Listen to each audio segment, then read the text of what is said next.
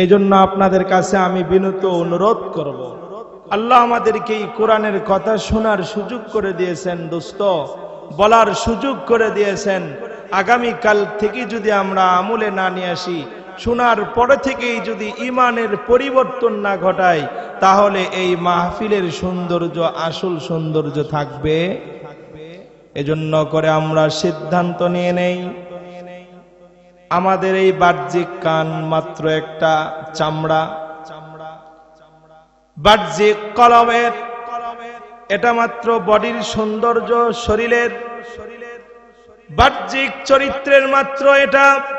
বিভিন্ন কাপড় পরলে কখনো মানুষ দামি হয়, আবার কখনো মানুষ সুন্দর সেন্ট ব্যবহার করলে মানুষের গুণ একটু বের হয়, ভালো জুতা পরলে পায়ের কিছু গুণ বের হয়। বন্ধুরে, এই চেহারা আর এই সুরত সুন্দর করে সাজায়া যেমন বাহ্যিক সুরতের সৌন্দর্যটা আসে, আমরা ভিতরের যে আসল রূহ, আসল মানুষ, আসল যে মানবটা আছে, একে যদি আমল দিয়া সাজাই, আল্লাহর আদালতে দরবারে গিয়ে আমরা জান্নাত খুব নিকটবর্তী হবে। এই জন্য আমি আপনাদের দুটা পা ধরে বলবো, আমার আব্বা জানেরা, যুবকেরা, এত কষ্ট করে যে মাহফিলের আয়োজনটা করছেন, দুটা পা যদি আমারে কেউ টেবিলের উপরে দেন আর যদি বলেন হুজুর আমি পা মাটিতে রাখছি, ধরেন, আমি দুটা পা ধরে বলবো, যুবক আমার বাপজানেরা, সামনে উপবিষ্ট আল্লাহওয়ালারা শোনেন, নিজের কলবের চক্ষুটা খুলে এদের নিজের কলবের কানটা লাগাই, নিজের কলবের সঙ্গে আসল কানটা লাগায় শুনি, নিজের বিবেককে প্রশ্ন করিয়ে, উমুক তুমি তো তোমার জিন্দেগীর অনেকটা সময় অতিবাহিত করলা, লাভ কি করতে পারলা? এই জায়গায় প্রশ্ন করেন এ ব্যবসায়িক, তুমি তোমার নিজের জিন্দেগীর ব্যবসার সঙ্গে 40 বছর কাটায় দিলা, তোমার ইমানের ব্যবসার কি ঘটাইলা?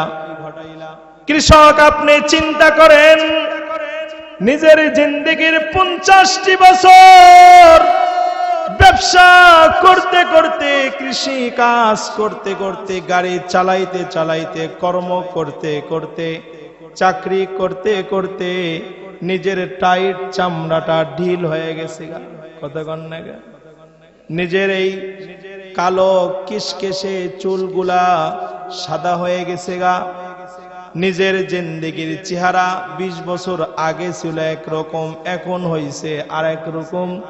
বন্ধুরে, একটু নিজেকে প্রশ্ন করে দেখো, এ আব্দুর রহিম, আব্দুল করিম, আব্দুল জব্বার, আব্দুল সাত্তার, আমি এখানে কোনো ব্যক্তির নাম নিয়ে বলি নাই, উদাহরণ মাত্র নাম নিলাম। বলতে পারে আমি আব্দুল সাত্তারের নাম হুজুর কেমনে জানে? কথাগণ ভাবতে পারে না, দূরেতে মনে করেন আব্দুল সাত্তার আসে নাই, শুনবে ব্যাপার কি রে, হুজুর এখানে আমার কথা বলছে কি? উদাহরণের জন্য বললাম দোস্ত। এই জন্য তো আল্লামা শেখ সাদি রহমতুল্লাহ আলাইহি নাম শুনছেন। আমরা একটা স্বাভাবিক বাংলা ভাষায় কাব্য বলি, আইরে তুমি কত বড় আলেম, তুমি উমুক, তুমি কি হয়েছ? হ্যাঁ, বকরিল্লাহ দিয়ার শেখ সাদির সঙ্গে উদাহরণ দেই, কথায় একটা কথা বলি না, হ্যাঁ, উমুক তুমুক এই সেই হয়েছে আবার শেখ সাদি।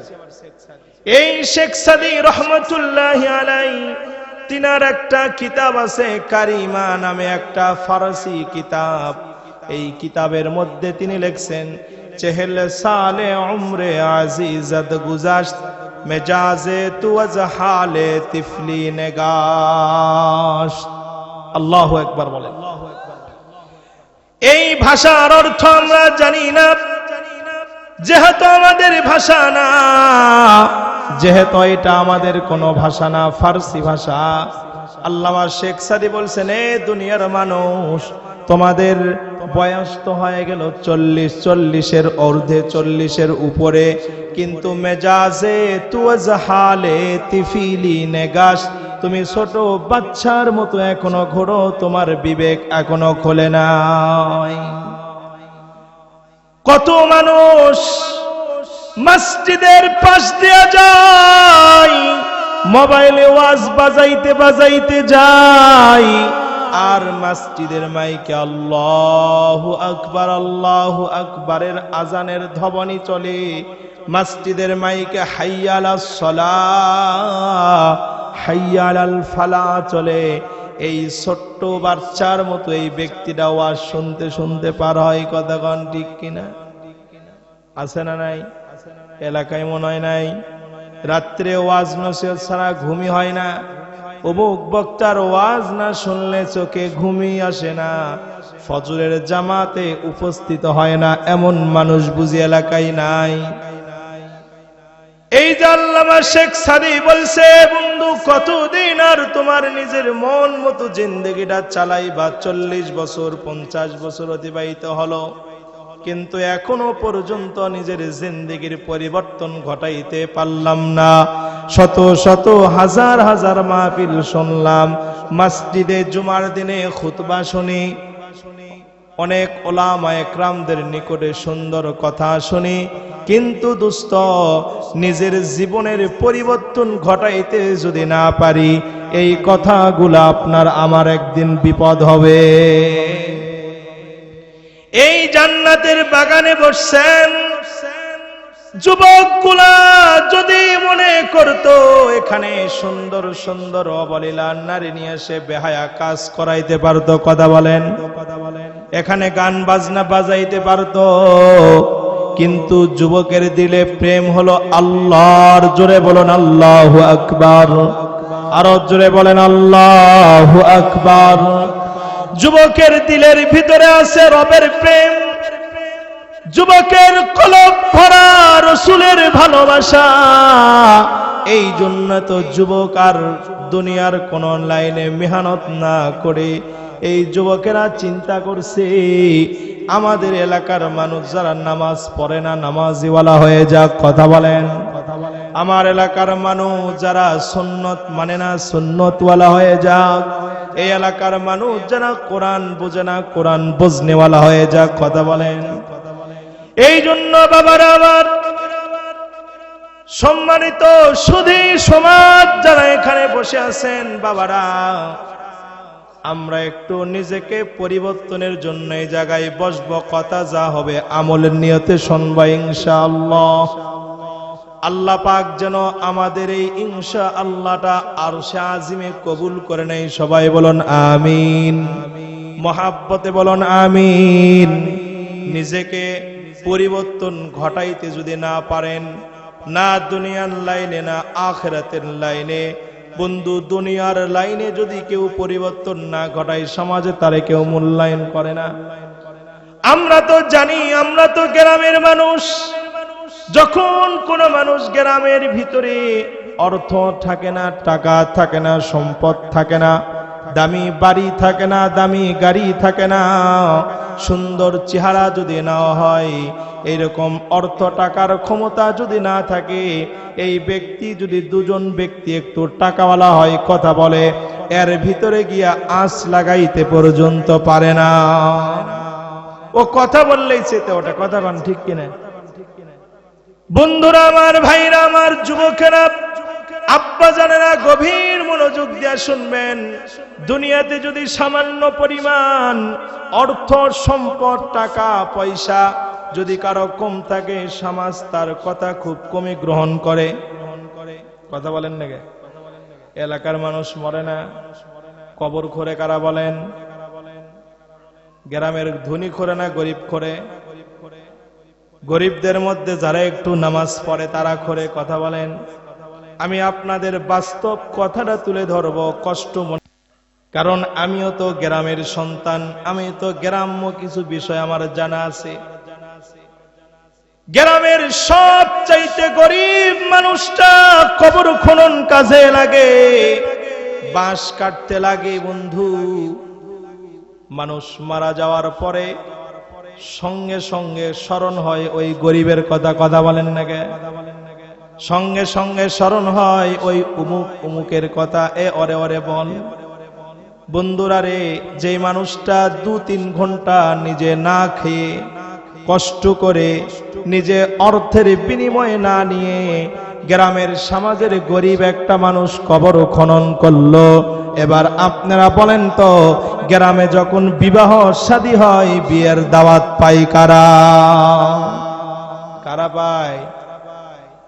কেন কেন? হাই দোস্ত, সর্বপ্রথম কে একটা ড্রেসিং টেবিল দিতে পারবে? কে একটা স্বর্ণের অলংকার দিতে পারবে? কে 2-4 হাজার টাকা দিতে পারবে? এই যে আমি এটা বুঝাইতেছি, আপনারা দাওয়াত করেন আর না করেন, আপনাদের এলাকার গরিব কবর খনন করুক আর না করুক, বন্ধুরা রে, যদি দুনিয়াতে একটু অর্থ টাকা পয়সা গরিব হওয়ার কারণে যদি একটু সমাজে মূল্যায়ন কম বেশি হয়, বলেন তো আল্লাহর দরবারে আমল কম বেশি হওয়ার কারণে বান্দার তবকা সম্মান বাড়বে? যার আমল ভালো জান্নাত ভালো, যার আমল কম জান্নাত একটু তবকা কম হবে। যার আমল একেবারেই নাই, গুনাহ বেশি, ওই ব্যক্তিরা কোন জায়গায় যাবে বলেন? এই জন্য আমি আপনাদের সামনে কোরআনুল কারীমের একটা আয়াত তেলাওয়াত করেছি, সূরাতুল বাকারা। সূরার নাম কি বলেন? আমি এমন বক্তা নয়, আপনাদেরকে বিভিন্ন কিচ্ছা কাহিনী যেগুলো আছে, অমুক অমুক কিচ্ছা বলে একটু হা হা করে হাসায় চলে যাবেন। সর্বপ্রথম আমি আপনাদের কাছে মাপ চাইতেছি, এমন কথা বলায়া কাউরে হাসাইতে পারবো না। পবিত্র কোরআনের 2-4টা কথা বলবো। সর্বপ্রথম আল্লাহ যেন আমাকে আমল করার তৌফিক দান করেন, সবাই বলুন আমিন। এবং আল্লাহর কাছে দোয়া করি, যুবকেরা যেই কারণে মাহফিলটা আয়োজন করলেন, এই মাহফিলের ওসিলায় আল্লাহ রব্বুল আলামিন আমাদের উভয়কে এবং যারা বাহিরে শুনতেছে সবাইকে যেন আমলে নিয়ে আসে, সবাই বলুন আমিন। আমি বলছিলাম সূরাতুল বাকারা, সূরার নাম কি বলেন? তাফসিরুল কোরআন মাহফিল মানে কি? কোরআনের ব্যাখ্যা। কোরআনের কি ব্যাখ্যা? বন্ধুরে, আল্লামা ইকবাল রহমতুল্লাহি আলাইহি উর্দু ভাষায় একটা কবিতা লিখছেন, ওয়াজে কওম কি ও পুখতা খিয়ালি না রাহে, বরকে তবেই না রাহে, শোলা মুকালি না রাহে।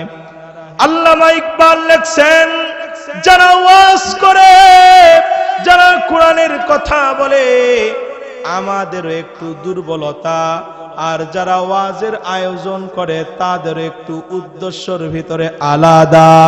এই উদ্দেশ্য ভিতরে আলাদা আর ওয়াজিদের ভিতরে একটু বিতর্কিত, সামান্য দুর্বলতা থাকার কারণে আমলে মানুষ আসবে না। যদি ওয়াজিন ব্যক্তি যদি মানুষকে আল্লাহর দিকে ডাকার জন্য উদ্দেশ্য আল্লাহর জন্য করে, আর শ্রোতা আয়োজক যদি আল্লাহকে খুশির জন্য করে, তাহলে ওই মাহফিল থেকে মানুষ আমল শিখবে, গান শিখবে না।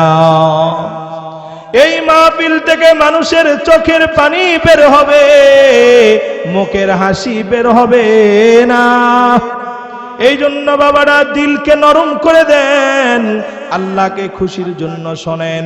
আমি বুঝাইতে চাইতেছিলাম, সমাজে টাকা কম বেশি হওয়ার কারণে সম্মান কম, কারো বেশি, কারো একটু বেশি, কারো তার চেয়ে বেশি, তার চেয়ে বেশি, কথা কন না গা। এই যে আয়াত সূরা বাকারার 281 নম্বর আয়াত, কত নম্বর আয়াত বলেন? আরো জোরে।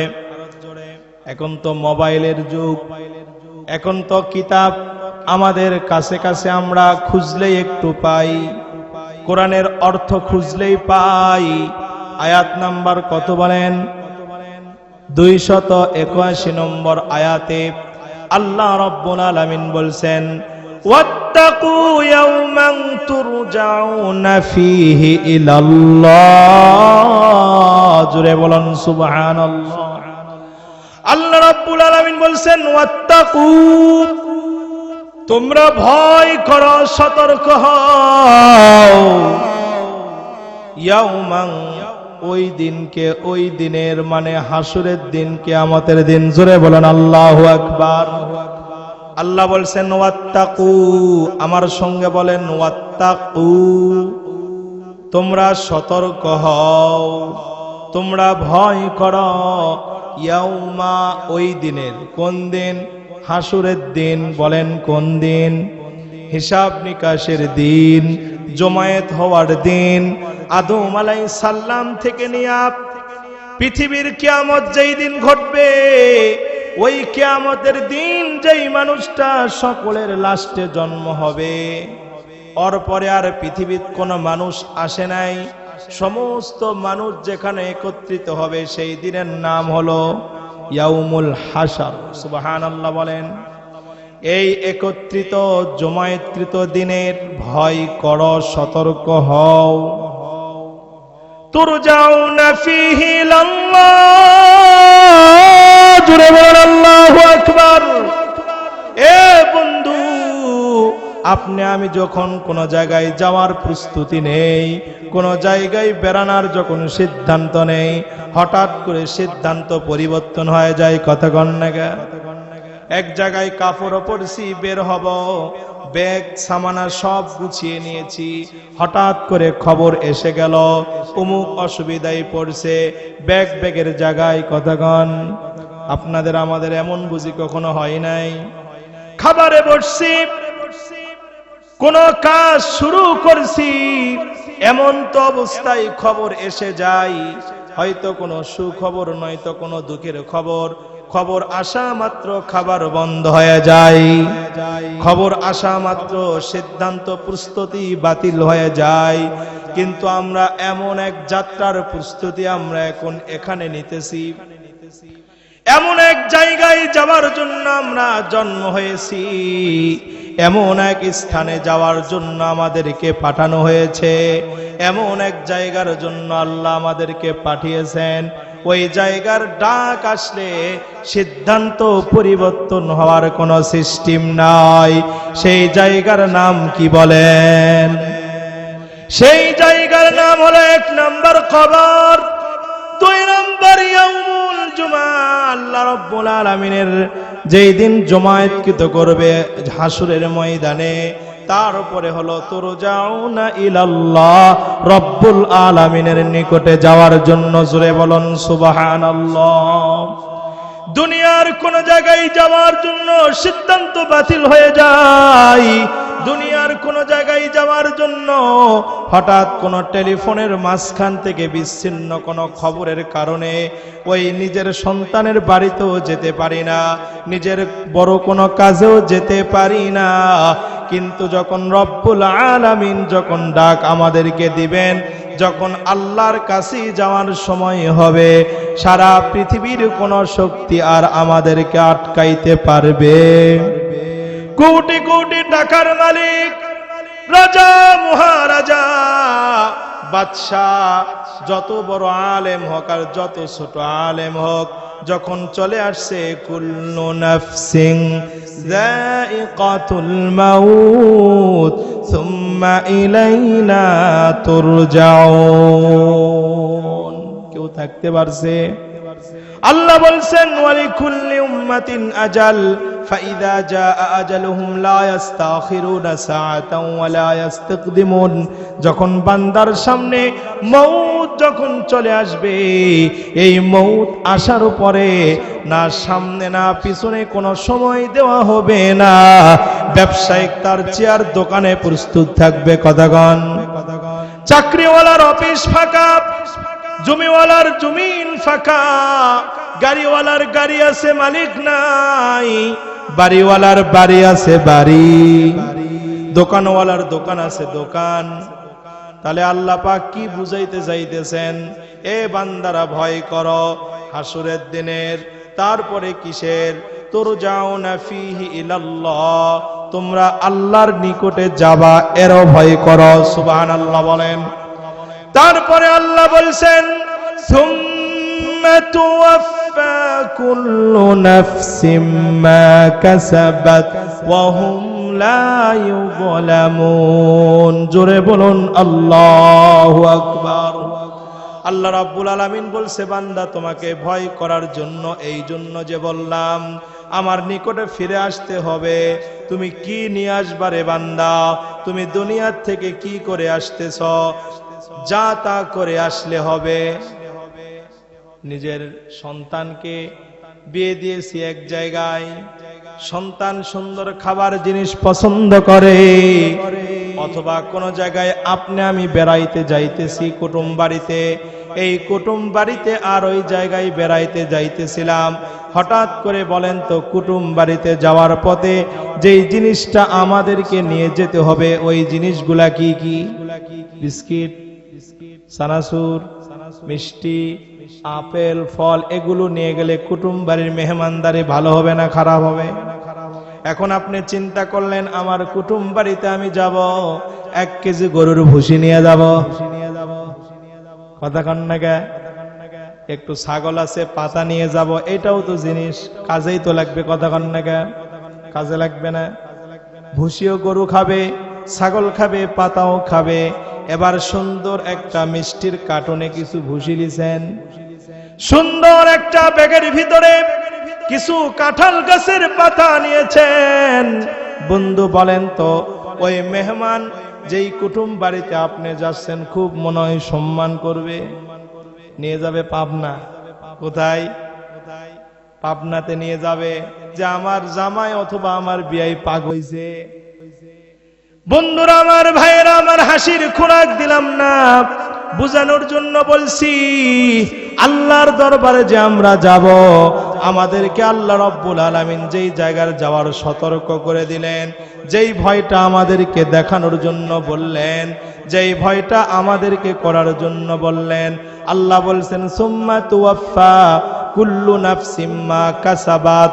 বান্দা, দুনিয়াতে তুমি যা ইনকাম করবা, যা কামাই করবা, যা তুমি করবা, কৃতকর্ম যা করবা, এটা তোমাকে পুরাপুরি ভাবে তোমাকে বুঝায়া দিব। জোরে বলুন সুবহানাল্লাহ।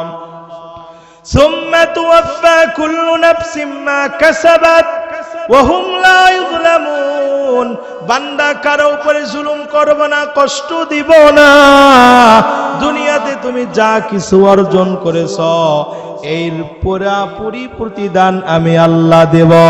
বন্ধু বলেন, আপনি যদি এবার দুনিয়াতে থেকে একদিনও নামাজ পড়লেন না, কোরআন পড়লেন না, দিন শিখলেন না, নবীর সুন্নতের আমল করলেন না, সুবহানাল্লাহ আলহামদুলিল্লাহ লা ইলাহা ইল্লাল্লাহর তাসবিহ পড়লেন না, আপনি একদিনও কোরআন পড়লেন না, রোজা রাখলেন না, এবার বলেন তো কুটুম বাড়িতে ভুসি নিয়ে যাওয়ার মতো হলো?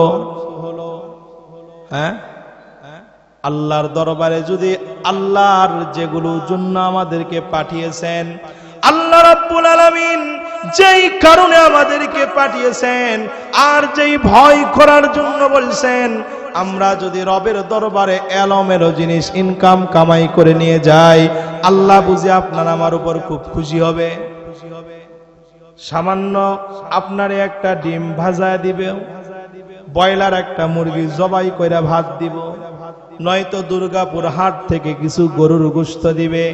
এইটার জন্য বন্ধু যদি 1 কেজি মিষ্টি দিয়া মেহমান কুটুম বাড়ির যদি সম্মান বাড়ে, 1 কেজি আপেল দিয়া যদি কুটুম বাড়িকে মোহাব্বত তৈরি করাইতে হয়, বলেন তো যে আল্লাহ আপনাকে আমাকে সৃষ্টি করার পরে মার গর্ভের ভিতরে দিল, মার গর্ভ থেকে দুনিয়াতে বের করলো, দুনিয়াতে বাড়ি গাড়ি টাকা পয়সা অর্থ সম্পদ সব কিছু দিয়া এবার মউত নামে যেই জিনিসটা দিবে, এরপরে আল্লাহর দরবারে যে আমরা রওনা হব, এই রওনার জন্য আপনি আমি যদি আল্লাহকে খুশির জন্য, আল্লাহ যেই কাজ ইবাদতের জন্য পাঠিয়েছেন, এই জিনিস যদি আপনি আমি নিয়ে যেতে না পারি, অবশ্যই অবশ্যই আল্লাহ আমাদের উপরে খুশি হবে। বলেন বন্ধুরা আমার, ভাইরা আমার, বাপজানেরা, পর্দার আড়ালে মা বোনেরা, গভীর মনোযোগ দিয়া শোনরে বাবা। আল্লাহ রাব্বুল আলামিন আমাদেরকে যেই জন্য পাঠিয়েছেন, মৃত্যু তো হবে, এটা সত্য, কথা কন না গে? বাদশাহ হারুনুর রশিদ নামে একজন বাদশার নাম কি আপনারা শুনছেন? এই বাদশাহ হারুনের দরবারে একজন পাগল ছিল, এই পাগলের নাম হলো বাহলুল। পাগলের নাম কি বলেন? বাহলুল পাগল। আসলে এটা বাহ্যিক সুরত দিয়া পাগল ছিল মাত্র, বাদশার মতো দামি পোশাক নয়, বাদশার মতো দামি খাবার খায় না, বাদশার মতো শাহী বিছানায় বসে না, বাদশার মতো দামি গাড়িতে ওঠে না, কিন্তু বাহ্যিক সুরতে পাগল হলেও কলবি সুরতে বাহলুল পাগল ছিল আল্লাহর পাগল। জোরে বলেন কার পাগল ছিল? আল্লাহর পাগল বাহলুল। হঠাৎ করে বাদশার দরবারে আসছে। বাদশাহ হারুনের দরবারে আইসা সুন্দর একটা কাপড়, সুন্দর একটা বড় প্লেট, মনোযোগ দিয়া শুনো রে বাবা, কাজে লাগতে পারে, কাজে লাগতে পারে। বাদশার সামনে যখন সুন্দর বড় প্লেটে কি যেন বাদশাহ বাহলুল ঢেকে নিয়ে আসছে, বাদশার সামনে যখন নিয়ে আসছেন, বাদশাহ হারুন আর রশিদ বাহলুল পাগলকে খুব মহব্বত করতো। জোরে বলেন আল্লাহু আকবার। অনেক মহব্বত করতেন, একজন মন্ত্রীর চাইতে বেশি। বাদশাহ জ্ঞানীও ছিলেন, আল্লাহওয়ালাও ছিলেন। বাদশাহ যেমন বাদশাহ ছিলেন তেমন আল্লাহর ইবাদত গুজারি ছিলেন। সুবহানাল্লাহ বলেন। বাদশাহ হারুন আর রশিদ বাহলুল পাগলকে এবার বলছে, পাগল তুমি কেন এসেছো, কি কারণ তোমার? এখন তো জটিল একটা কাজে বসছি, জটিল একটা পরামর্শে বসছি। মন্ত্রীও আছে, মানিকও আছে, মন্ডলও আছে, মাতবরও আছে, উজিরও আছে, নজিরও আছে। ও বাহলুল কি বললো, কি বলতে আসছো বলো। এবার বাহলুল পাগল বলতেছে, বাদশাহ আমি আপনার জন্য কিছু উপহার নিয়ে এসেছি। এ বন্ধু, বাদশাহ বলল, পাগল তুমি কি উপহার নিয়ে এসেছো, একটু পরে আসলে কি হয় না? বাদশাহ মাত্র একটু ফাঁক দিয়া কথা বলছে, মন্ত্রীর সঙ্গে সঙ্গে বলে, পাগল হ্যাট। কথা কয় না, বলবে কিনা? আমাদের মাতবর মন্ডলেরা যখন একটু পরামর্শ বিচারে বসে, বিশেষ করে দুই সময় মাতবর মন্ডলদের সাজা ঘুম খোলে, যখন মাহে রমজান আসে ফেতরার টাকা উঠানোর সময়। কথা কয় না, আর কুরবানি হলে গোস্ত ভাগ বাড়ার সময়। এ ভাই বোঝেন নাই? হ্যাঁ, ফেতরার টাকা কত ধরা যাবে? সমাজে বিয়েতে গান বাজে, মাতবরকে খুঁজে পাওয়া যায় না। কথা কন না কে? জুমার দিন সারা রাত গান বাজে। বৃহস্পতিবারে অধিকাংশ বিয়ে তো সমাজে শুক্রবার হয়, কারণ অফিস আদালত ছুটি থাকে, স্যারেরা আসবে, মাল টাকা বেশি দিতে পারবে। কথা কন না কে? সারা রাত জুমার দিনে গান বাজে। দোস্ত, রসুল বলছেন জুমার দিন মাগরিব যখন হয় বৃহস্পতিবার, কোন দিন বলেন? আরবিতে রাত্রে একটা দিনের অংশ হয়। সুবহানাল্লাহ বলেন। জুমার দিন কখন থেকে শুরু হয়? নবী সাল্লাল্লাহু আলাইহি সাল্লাম বলছেন বৃহস্পতিবার মাগরিবের যখন আজান হয়, আল্লাহু আকবার বলেন, এই বৃহস্পতিবার মাগরিব থেকে শুক্রবার মাগরিব পর্যন্ত এই রাত আর এই দিন দুটোটাই আল্লাহর কাছে ইবাদত কবুল হওয়ার দিন। সুবহানাল্লাহ বলেন। মন্ডল মাতবর কুরবানির গোশত এবার কতগুলা বের হবে, কত বন্টন করা যাবে? মন খারাপ করবেন না রে বন্ধু, কিন্তু আসল জায়গায় আমাদের সমাজের নেতৃত্ব মানুষদেরকে পাওয়া যায় না। মসজিদের ইমামের বেতন কম, ওই সময় কাউরে পাওয়া যায় না। মুয়াজ্জিন সাহেবের বেতন কম, ওই সময় কাউরে পাওয়া যায় না। মুয়াজ্জিন আর ইমাম সাহেব যখন বলে, ও আমার সমাজের মানুষ ৫,০০০ টাকা দেন, এই টাকা দিয়ে আমার সংসার চলে না, এই টাকা দিয়ে আমার বাড়ি চলে না, মাতবর বলে, হুজুর আপনাদের টাকার ভিতরে বরকত। কথা কন না গে? এ বন্ধু, ইমাম আর আলেমদেরকে সম্মান করবেন ইনশাআল্লাহ। এই যে বাদশাহ হারুনের কাছে আসছেন, বাদশাহ মাত্র বলছে তুমি একটু পরে আসলে কি হতো না? উজির আর নাজির, মন্ত্রী আর মিনিস্টার সবাই বলা শুরু করে দিল, এই পাগল হ্যাট হ্যাট হ্যাট। বাদশাহ বুঝতে পারছেন পাগলের এই উপহারের ভিতরে কোনো কাজ আছে, নয়তো পাগল এমন সময় তো আসবে না। বাহলুলকে বলছে, বাহলুল বলো কি নিয়ে এসেছো, কি দরকার, কি পুরস্কার? বাহলুল পাগল ডাকতে বলে, বাদশাহ আমি আপনার দরবারে আসছি, আপনারে কিছু পুরস্কার দেওয়ার জন্য আসছি। বাদশাহ এমন একটা পুরস্কার আপনারে আমি দিব, এমন একটা নিয়ামত আপনারে দিব, এমন একটা জিনিস আপনারে দিব, যদি বিনিময়ে নেন তাও ধ্বংস হবে, টাকা দিয়ে নিলেও ধ্বংস হবে, আপনাকে ফ্রিতে যদি দেয় তাও ধ্বংস হবে, আপনি যদি নেন তাও ধ্বংস হবে, না নিলেও ধ্বংস হবে, যত্ন করলেও ধ্বংস হবে, যত্ন না করলেও ধ্বংস হবে। জোরে বলুন আল্লাহু আকবার। বলেন তো উপস্থিত মানুষেরা খেপবে কি খেপবে না? খেপার কথা না? আরে মিয়া, তুমি বাদশার কাছে জিনিস নিয়ে এসেছো, তুমি বাদশাকে উপহার দিবা, পুরস্কার দিবা, এত কথা কেন? যা নিয়েছো দিয়ে দাও না, কি কন? বুঝতেছেন আপনারা আমার ভাষা? জয়পুরহাটের ভাষা বোঝা যায়, আমাদের ওটার ভাষা আলাদা আছে, বুঝেন নাই? জয়পুরহাটে কারা কারা গেছেন হাত করেন তো।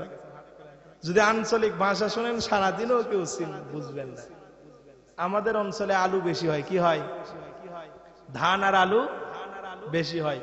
বিআই সাহেব গেছে, মনে করেন বিয়ের বাড়িতে রাজশাহী, কোথায়? বিআই সাহেবের সঙ্গে আরেকজন মানুষকে নিয়ে গেছে, তো এখন আলু সিদ্ধ করছে খুব সুন্দর করে, আলু খাওয়ার। আমাদের ওখানে তো আলুর বাটাম হয়, কিসের হয়? আলুর বাটান, মানে ওই লম্বা লম্বা লাল লাল বড় আলু আছে, আপনারা কি বলেন? হ্যাঁ, নোয়া আলু নাকি? আচ্ছা, যেটাই হোক, আলু যেটাই হোক, লম্বা যে আলুটা আছে এটা সুন্দর করে কাটে, না যে হলুদ আর লাল যে বাজারে পাওয়া যায় এখন, আমাদের এদিকে কাটিমন বলে। হ্যাঁ, কাটি না, কাটিমন তো আমের নাম আপনাদের অঞ্চলে। তো এই 4 ভাগ করছে। কয় ভাগ? বিভিন্ন ময় মশলা দিয়া, মানে একটু বাটাম আছে না, গাছের বাটাম, লম্বা লম্বা। তো আমি রিসার্চ করে দেখি আলুর বাটাম আবার কি জন্য রাখছে আমার আব্বা আম্মারা, দেখি যে কাটার পরে তো বাটামের মতো লম্বা হয়, এই জন্য নাম রাখছে কি। এখন সুন্দর করে কি করছে, মেহমানের জন্য আলুর বাটান বানাইছে মনে করেন। এখন কুটুম আসছে, বিআই সাহেবের সঙ্গে আর একজন মানুষ আসছে। হ্যাঁ, আলুওয়ালা এখন যে রান্না করছে সুন্দর করে বাটান বানাইছে, তো বলছে আলুতে আলু ওয়াক্কালি আলু। কি বলছে? আলুতে আলু ওয়াক্কালি আলু। বিআই সাহেবকে বলছে মস্কারা করে। হ্যাঁ, পাশের মানুষটা একটু দুষ্ট ছিল, পিয়ান সাহেব একটু ভয় করে, এই জন্য বলছে আলুতে আলু ওয়াক্কালি আলু। এখন যে বিআই গেছে, অত জয়পুরহাটে বাড়ি না, রাজশাহীতে বাড়ি। এখন চিন্তা করছে ওর সর্বনাশ, যে আলু দিছে তো দিছে, আবার কালো আলু আবার খুঁজতেছে। বোঝেন নাই? এক দেশের ভাষা আর এক দেশের কি বুঝবেন না। তো এই জন্য আপনাদেরকে প্রশ্ন করলাম, আমার কথা কি বুঝতেছেন আপনারা? বুঝা কি সহজ হচ্ছে? আমি যে বিষয়কে উত্থাপন করতেছি কিছু বুঝা আসতেছে? বাদশার সামনে পাগল এত কথা বলার দরকার আছে বলেন?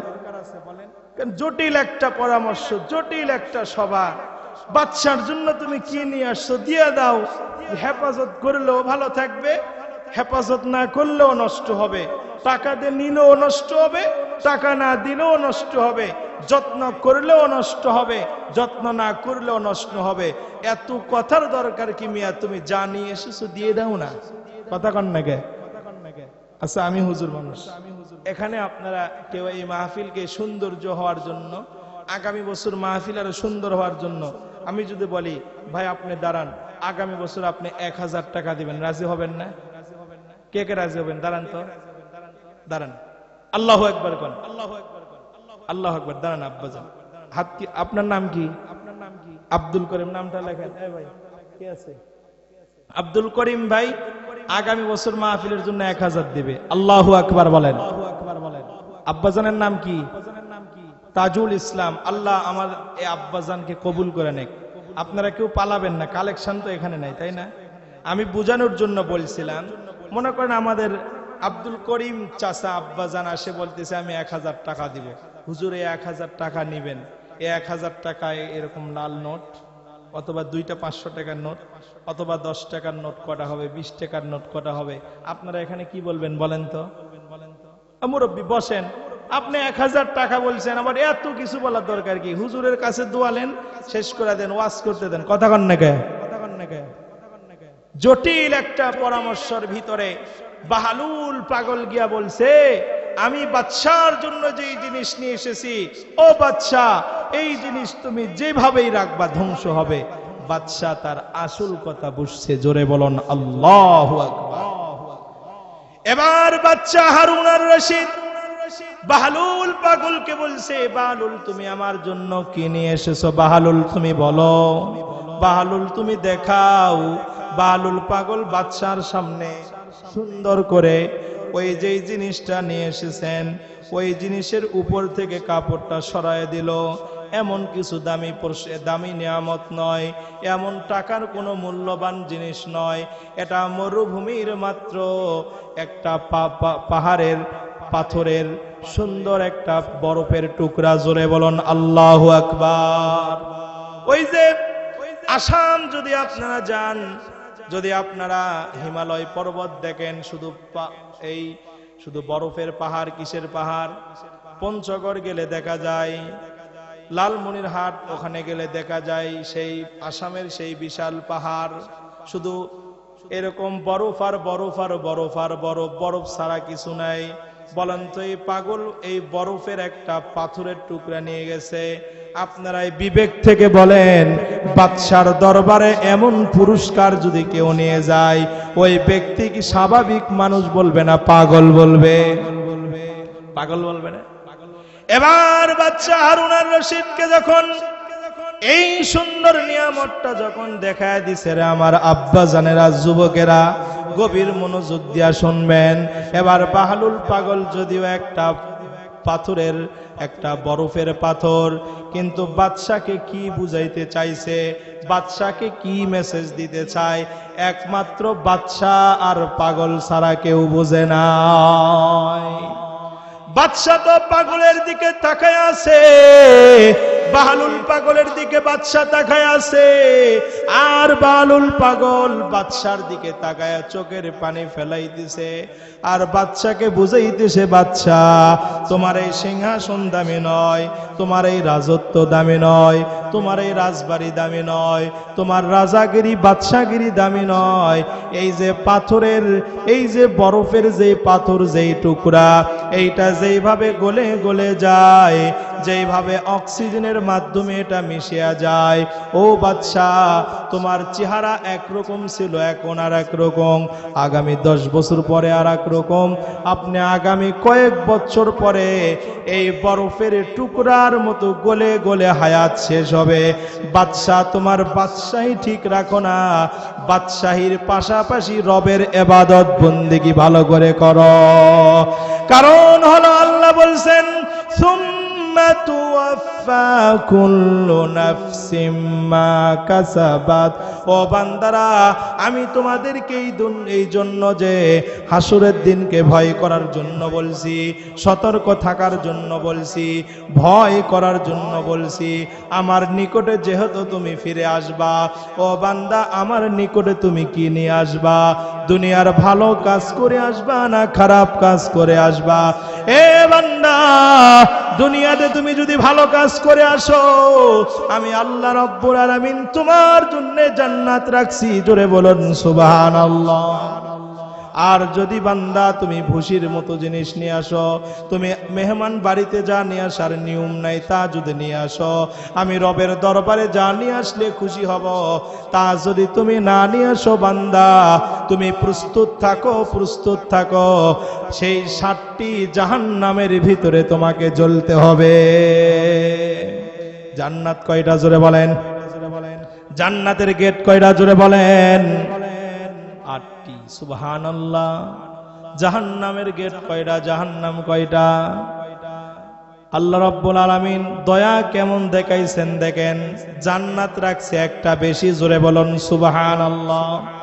আরো জোরে বলুন সুবহানাল্লাহ। আমার সঙ্গে বলেন, জান্নাত কয়টি? জাহান্নাম কয়টি? আল্লাহ আপনাক আমাক বেশি মহাব্বত করে না কম করে? আল্লাহ এই দুনিয়াতে আমরা যেইভাবে চলি রে বাপজানেরা, আমাদের চলার সিস্টেম অনুযায়ী জাহান্নাম কয়টা বানা দরকার ছিল? বেশি না কম? বেশি না? জান্নাত কম দরকার ছিল, তা না করিয়া আল্লাহ রাব্বুল আলামিন তার কুদরতের দয়া দেখাইছেন। জোরে বলুন সুবহানাল্লাহ। আল্লাহ রাব্বুল আলামিন তার মায়া মুহাব্বত দেখিয়েছেন, ছোট্ট ছোট্ট আমলে বড় বড় নেকি দান করছে। জোরে বলুন সুবহানাল্লাহ। এই যে আগামী কয়েকদিন পরেই মাহে রমজান আসছে, আল্লাহ স্পেশাল জান্নাতের একটা গেট রাখছেন, ওই গেটের নাম হলো বাবুর রায়্যান। গেটের নাম কি? এই গেট দিয়া কোনো সাধারণ মানুষ যাবে না, এই গেট দিয়া কোনো সাধারণ মানুষ যাবে না। যারা সিহরি খাওয়ার পরে থেকে নিয়া ইফতার পর্যন্ত আল্লাহর অনেক নিয়ামত ছিল, দামি দামি খাবার, আল্লাহর এই নিয়ামত গুলাকে লাথি মেরে দিয়া একমাত্র আল্লাহকে খুশির জন্য যারা রোজা রাখছে, আল্লাহ রাব্বুল আলামিন জান্নাতের এই 8টি দরজার একটি দরজা বাবুর রায়্যান দিয়ে তারে জান্নাত দিবে। রোজা রাখবো তো ইনশাআল্লাহ। কিন্তু আমাদের সমাজে কিছু আব্বা জানেরা আছে, কিছু যুবকেরা আছে, কিছু ভাই আছে, মাহে রমজান আসলেই তাদের বিভিন্ন অসুখ শুরু হয়ে যায়। এ ভাই ধোঁকা দিও না, ধোঁকা দিও না, ধোঁকা দিলে আপনি ধোঁকাই পড়বেন রে বাবা। আল্লাহ বলছে তুমি অসুস্থ, তুমি রোজা রাখো না, গুনে রাখো। জোরে বলুন সুবহানাল্লাহ। তোমার অসুখ হয়েছে, আমি আল্লাহ রোগীর জন্য একটু স্বাভাবিক করে দিয়েছি। অসুস্থ থেকে সুস্থ হয়ে গেলে তুমি রোজা রাখবা। তুমি সফরে আসো, একটু অপেক্ষা করো, সফর থেকে যখন ফিরে আসবা, বান্দা তুমি সফর থেকে আসার পরে এবার যেই কয়টা রোজা তুমি মুসাফির হালতে বাদ দিয়েছ, এই রোজাগুলা তুমি আদায় করবা। জোরে বলুন আল্লাহু আকবার। বন্ধুরা আমার, ভাইরা আমার, এই জন্য আমি যে আয়াত আপনাদের সামনে নিয়ে এসেছিলাম, বলেন তো সূরা বাকারার কত নম্বর আয়াত? 281। আল্লাহ বলছেন ভয় করো কোন দিনের? হাসরের দিনের, যেই দিনে রব্বুল আলামিনের দরবারে আমাদেরকে হিসাব দেওয়া লাগবে। কথা কন না কে? যেই দিনে দুনিয়ার থেকে আমরা জানিয়ে যাব, আল্লাহর সামনে সবগুলা আপনাকে আমাকে প্রকাশ করা লাগবে। বাহালুল পাগল যেমন বাদশাকে বলছে, বাদশারে এই যে বরফের পাথর যেইভাবে গলে যায়, হায়াত শেষ হয়ে যাবে। ও বন্ধু, আজ থেকে 100 বছর আগে আমরা কেউ ছিলাম না, আগামী 100 বছর পরেও আমরা কেউ থাকবো। তাহলে আমাদের কি ইতিহাস? আমাদের ইতিহাস হলো আমরা যদি আল্লাহর ইবাদত করে যেতে পারি, ওই যে আল্লাহ বলছেন সুম্মা তুওয়াফা কুল্লু নাফসিম মা কাসাবাত, বান্দা তোমাদেরকে দুনিয়ার জমিনে তোমরা যেই যেই ইনকাম করবা, কামাই করবা, কাসাবাত মানে ইনকাম করা, কামাই করা, অর্জন করা। এবার বলেন তো আল্লাহ রব্বুল আলামিন এখানে টাকা অর্জনের কথা কি বলছেন? এখানে কি সম্পদের কথা বলছেন? মা তার পাশের ঘরে শীতের সময় ঘ্যাঁ ঘ্যাঁ করে কাশে, সন্তানকে কতবার বলে বেটা আমারে একটা ঔষধ নিয়ে এসে দিও, কাশ থামাইতে পারি না। অরে গেছে এ এলাকায় বুঝি নাই? আছে না নাই? বেশি না কম? প্রত্যেক ঘরে লিল্লাহে তাকবীর। হাবিবুর রহমান 3000 টাকা আল্লাহ দানখানি কবুল করে নাও, জানে মানে বরকত দাও রব্বুল আলামিন। জানি না তার আব্বা নাই না আম্মা নাই, পরিবারের কে অন্ধকার কবরে চলে গেছে। আল্লাহ আল্লাহ যারা অন্ধকার কবরে গেছে, এই দানের ওসিলায় কবরের আযাব মাফ করে দাও, আমিন। বন্ধুরা আমার, ভাইরা আমার, শুধু এলাকায় কেন, সারা বাংলাদেশে যদি আমরা তালাশ করি, কিসের বড় আর গরিব, কিসের ধনী আর গরিব, কি শিক্ষিত অশিক্ষিত, যত বড় শিক্ষিত তত বড় মা বাবারে কষ্ট দেয়। ঢাকা শহরে আমি দীর্ঘ কয়েক জায়গায় সফর করেছি। এক জায়গা থেকে তো একজন বৃদ্ধ কান্না করে আমারে বলল, হুজুর আমারে কিছু সহযোগিতা করেন, আল্লাহ আপনারে বড় বানায় দিবে। সুবহানাল্লাহ বলেন। যেহেতু দিন ব্যাপী আপনারা সফর করেন, রাত্রে মাহফিল করেন, অবশ্যই মাহফিল কর্তৃপক্ষ আপনাদেরকে কিছু দেয়। হুজুর আমার বাড়ি আছে, গাড়ি আছে, আমার টাকা পয়সা সব আছে, আমার ছেলে আমেরিকায় থাকে, আমার মেয়ে আর এক দেশে থাকে, কিন্তু হুজুর আমি বৃদ্ধ মানুষ, তাদের ঘরে উঠলে নাকি মান প্র্যাকটিস দুর্বল হয়ে যায়, আমাকে বৃদ্ধাশ্রমে রাখছে। আপনি বলেন গাড়ি বাড়ি সব আছে, বৃদ্ধাশ্রমে গেলে আমারে কেমন বলবে? কারণ বৃদ্ধাশ্রমে বারবার ভিডিও ফুটেজগুলা জনগণের সামনে তুলে ধরে আর বলে, তোমরা যদি কেউ সহযোগিতা করতে পারো এই বৃদ্ধাশ্রমে তোমরা সহযোগিতা করবা। এ নাফরমান সন্তান, যেই সন্তান বাবাকে বাড়ি গাড়ি থাকার পরেও বের করে দিছ, আল্লাহর নবী বলছেন যেই সন্তান বাপ মারে পালো জান্নাত কামাই করতে পারলো না সে ধ্বংস হয়ে যাক। রাসূল বলছে আমিন আমিন। আল্লাহ রাব্বুল আলামিন হাদিস শরীফের মধ্যে, হাদিসে কুদসির মধ্যে রাসূলুল্লাহ সাল্লাল্লাহু আলাইহি সাল্লামকে ইরশাদ করেছেন, রিদার রাব্বি ফি রিদাল ওয়ালিদ ওয়া সাখতার রাব্বি ফি সাখতিল ওয়ালিদ। বান্দারে তোমার মার সন্তুষ্ট, বাবার সন্তুষ্ট, আল্লাহ রাব্বুল আলামিন তোমার উপরে রাজি। তোমার বাবা মা যদি খুশি না হয়, তোমার মা যদি খুশি না হয়, তুমি যত তাহাজ্জুদ গুজারি হও, তুমি যত আবেদ বান্দা হও, তুমি যত আল্লাহওয়ালা হও, তুমি যত বড় আলেম হও, কিন্তু বান্দা তুমি আল্লাহর দরবারে কখনো সন্তুষ্টি লাভ করতে পারবা না। এই যে বাইজিদ বুস্তামি রহমতুল্লাহ আলাইহি মার খেদমত করতে গিয়া বড় আলেম হইতে, জোরে বলুন সুবহানাল্লাহ। নাম শুনছেন না? জুনায়েদ বাগদাদী রহমতুল্লাহ আলাইহি, ইমাম বুখারীর উস্তাদ আল্লামা মুবারক রহমতুল্লাহ আলাইহি, মার দোয়ায় বড় যুগ শ্রেষ্ঠ আলেম, তার ছাত্র ইমাম বুখারী। এ বন্ধু, তাহলে বাপ মারে কষ্ট আমরা দিব? এই জন্য বাবা স্ত্রীর কথা শুনিয়া, পার্শ্ববর্তী মানুষের কথা শুনিয়া মারে কখনো কষ্ট দিবা না। হ্যাঁ, মা তোমারে কষ্ট দেয়, তুমি চুপচাপ থাকো, তোমার সামর্থ্য অনুযায়ী তোমার মার খেদমত করব তো ইনশাআল্লাহ। মার দিকে যদি একবার তাকাও, বাবার দিকে যদি একবার তাকাও, সঙ্গে সঙ্গে একটা কবুল হজের সওয়াব আল্লাহ দান করে। জোরে বলুন সুবহানাল্লাহ। এই যে আমার যে আব্বা জানেরা দাড়িগুলা পাকিয়ে গেছে, দাঁতগুলা পড়ে গেছে, মার ঘরে ঢুকে মা নাই। এরকম মার ঘর এখনো আছে না নাই? বাবার ঘরে ঢুকে বাবা নাই। বন্ধুরে, এই যে দুর্গাপুর হাট 3-4 কিলো ফাঁকে, কয় কিলো এখান থেকে? 3 কিলো না 2.5 কিলো? বাবার হাত ধরে কারা কারা হাটে গেছে? আমরা সবাই গেছি না? আমার মনে আছে আমার আব্বা হাটে নিয়ে যাইতো। আগের সময় গোল্লা পাওয়া যাইতো। কি বলতো? এখন তো হরেক নামের মিষ্টি নাম হয়েছে। আগে কি বলতো? রসগোল্লা বলতো না?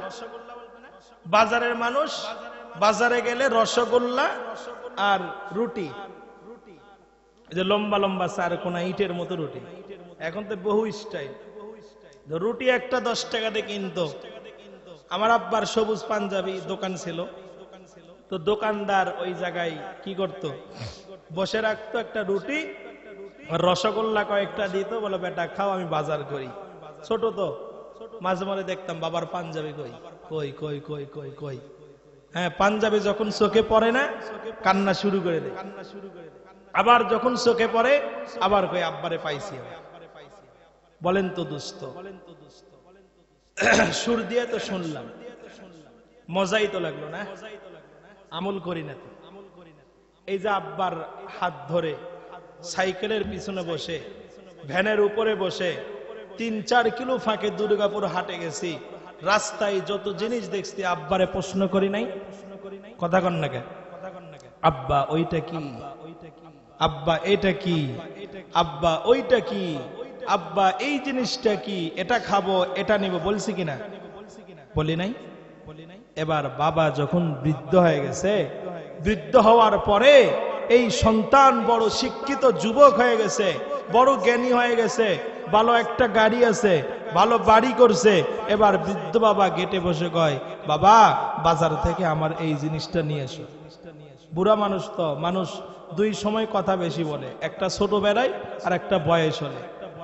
কোন সময় বলেন? একটা ছোটবেলায় ছোট মানুষের কাজ একটা কথা বারবার বলা, আর বৃদ্ধ মানুষও বারবার বলা, যাতে করে আমার সন্তানের এই কথা যাতে ভুলে না যায়। এবার একবার মাত্র বলছে, দ্বিতীয়বার যখন বলছে, ঘরের ভিতর থেকে প্রাইম মিনিস্টার বলে, এই বুড়া খালি চিল্লাই আর চিল্লাই, বলছেন তো বেটাকে একবার, আবার কেন বলা লাগবে? বেটাও বলে, আব্বা এত ফ্যাস ফ্যাস কন, কথা কন নাকি? বলেন তো আপনি, আমি ছোট ছিলাম, বাবার সঙ্গে যখন দুর্গাপুরে হাটে গিয়েছি, যতবার বলেছে আব্বা এটা কি, কখনো কি মারছে, কখনো রাগ হইছে? বলছে ওটা কি বগ, ওইটা কি শালিক পাখি, ওইটা কি কবিতর, বাবা ওইটা কি, বলে এটা গাছ, বলে গাছ কি হবে, এই হবে সেই হবে, খালি প্রশ্ন আর প্রশ্ন। বন্ধু এবার বাবা একটু বৃদ্ধ হয়ে গেছে, মাথার সেন্সার আগের মতো নাই, মা পান খাই বারবার পান আনতে বলে, বাবা যেই জিনিসটা খাইতে পছন্দ করে বারবার বলে। কিন্তু আপনার আমার মতো কিছু যুবক আর কিছু বাপজানেরা, মা আর বাবার কথাগুলা গরম লাগে, কথা বলেন ঠিক কিনা? এ যুবক, তোমার পূর্বের কথা একটু চিন্তা করো, তোমার বাপরে তোমার মারে তুমি কত জ্বালাইছো, কত কষ্ট দিয়েছো। আমার নবী বলছেন, আল্লাহ বলছে, ও নবী আপনি বলে দেন, যাতে করে বাপ আর মারে কখনো কষ্ট কেউ না দেয়। যদি বাপ মারে কষ্ট দিয়া নামাজে দাঁড়ায়, যদি বাপ মারে কষ্ট দিয়া যদি এবাদতে দাঁড়ায়, ওই এবাদত আর নামাজ আল্লাহর দরবারে পছন্দ হবে। এই জন্য বাবারা, যাদের আব্বা আম্মা আছে আলহামদুলিল্লাহ, মার চেহারার দিকে একটু বেশি করে তাকাবো, বাবার চেহারার দিকে একটু তাকাবো, মা বাপরে একটু মাথাটা লড়াইয়া দিব, বাবা মা যেই জিনিসটা খাইতে পছন্দ এই জিনিসটা একটু নিয়ে দিব, বাপ মা যেই পোশাকটা একটু ভালো পছন্দ করে এটা নিয়ে দিব। বন্ধুরে, ওই যে নবীজি দুইটা তিনটা মেম্বারে পা দিলেন, বলেন তো পৃথিবীর কোন নেতা, পৃথিবীর কোন বড় আলেম, কারো কথা এলোমেলো হলেও রসুলের কথা কি এলোমেলো হবে? রাসূলুল্লাহ যেটা বলছেন সেটা কি হক, সত্য। নবীজি কখনো মানুষকে খুশি করার জন্য কোনো কথা বলেন নাই, নবীজি কখনো মানুষকে আকৃষ্ট করার জন্য কোনো কথা বলেন নাই, নবীজি কখনো মানুষকে ধোঁকা দেওয়ার জন্য কোনো কথা বলে নাই। বরঞ্চ আল্লাহ রাব্বুল আলামিন যতক্ষণ না নবীকে বলছেন, ততক্ষণ নবী কোনো উপদেশ মানুষকে করে নাই। এই জন্য কবি বলছেন, মস্তুফা হরগিজ না গুফতা তা না গুফতা জিবরাইল, জিবরাইল হরগিজ না গুফতা তা না গুফতা রব্বে জলিল। জোরে বলুন আল্লাহু আকবার। আল্লাহর নবী ততক্ষণ কোন কথা বলতে পারে নাই যতক্ষণ না জিবরাইল রাসূলুল্লাহকে জানাইছে। জোরে বলুন সুবহানাল্লাহ। জিবরাইল ততক্ষণ কিছু বলতে পারে নাই যতক্ষণ না আল্লাহ রাব্বুল আলামিন জিবরাইলকে বলছে, যাও জিবরাইল তুমি আমার বন্ধুকে বলে আসো, আমার বন্ধু যেন মানুষের কাছে এই কথা বলে। জোরে বলুন সুবহানাল্লাহ। বন্ধুরা আমার, ভাইরা আমার, ছোট্ট একটা আমল শিখে দেই, এই আমলের কথা বলেই শেষ করে দিব। নবীজি বলছেন, যদি কেউ প্রত্যেক কাজের শুরুতে বিসমিল্লাহ পড়ে, জোরে বলুন সুবহানাল্লাহ। প্রত্যেক কাজের শুরুতে কি বিসমিল্লাহ? তো দূরেই থাক, আমরা এত এই যে সকাল থেকে এই পর্যন্ত আল্লাহ রাব্বুল আলামিনের দরবারে কয়টা ইস্তেগফার পড়ছি আমরা একটাও জানি, বলতে পারবো না, এতগুলা তাসবিহ পড়ছি। কিন্তু সকাল থেকে এই পর্যন্ত কত মানুষকে ধোঁকা দিয়েছি, কত মিথ্যা কথা বলছি, জবান থেকে কত খারাপ কথা বের করছি। যদি আপনি আমি হিসাব করে দেখি, বের হবে না? হবে না? জোরে বলেন। আল্লাহর নবী বললেন, বান্দা উম্মতেরা, প্রত্যেক কাজের শুরুতে তোমরা যদি বিসমিল্লাহ পড়ো, বিসমিল্লাহর ভিতরে অক্ষর আছে 19টা। জোরে বলেন কয়টা? সুবহানাল্লাহ, সুবহানাল্লাহ। আল্লাহর নবী বলছেন কেউ যদি প্রত্যেক কাজের শুরুতে ভালো কাজ, যত ভালো কাজ আছে, আবার বিড়ি কাজ শুরুতে বিসমিল্লাহ না, হুজুর বলছে প্রত্যেক কাজের শুরুতে বিসমিল্লাহ পড়া লাগবে। এবার বিড়ি নিয়ে বলতেছে বিসমিল্লাহির রহমানির রহিম। বলে না না না, সব কাজে নয়, শুধু ভালো কাজ যেগুলো আছে, যেগুলো কৃষক, ড্রাইভার, অফিস আদালত, চাকরি বাকরি, দোকানপাট, আরো যেগুলো মানুষের উপকার হয়, নিজের উপকার হয়, খাবার দাবার নিয়ে যা আছে হালাল খাবার, যদি বান্দা বিসমিল্লাহ বলে শুরু করে, এই কাজের শুরুতে আল্লাহ রাব্বুল আলামিনের নসরত আছে। জোরে বলুন সুবহানাল্লাহ। বিসমিল্লাহর ভিতরে 4টি ভাগ। জোরে বলেন সুবহানাল্লাহ। একটা হলো ইসমে, আর একটা হলো আল্লাহ, একটা হলো আর রহমান, আর একটা হলো রহিম।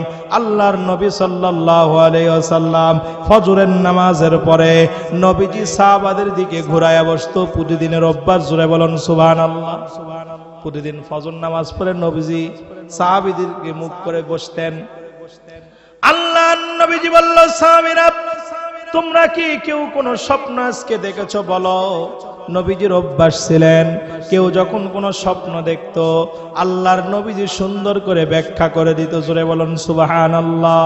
স্বপ্নের ব্যাখ্যাকারী তো আর এখন নাই।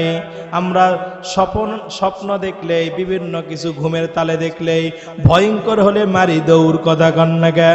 হুজুরের কাছে তো আমার হুজুর এটা কি হবে?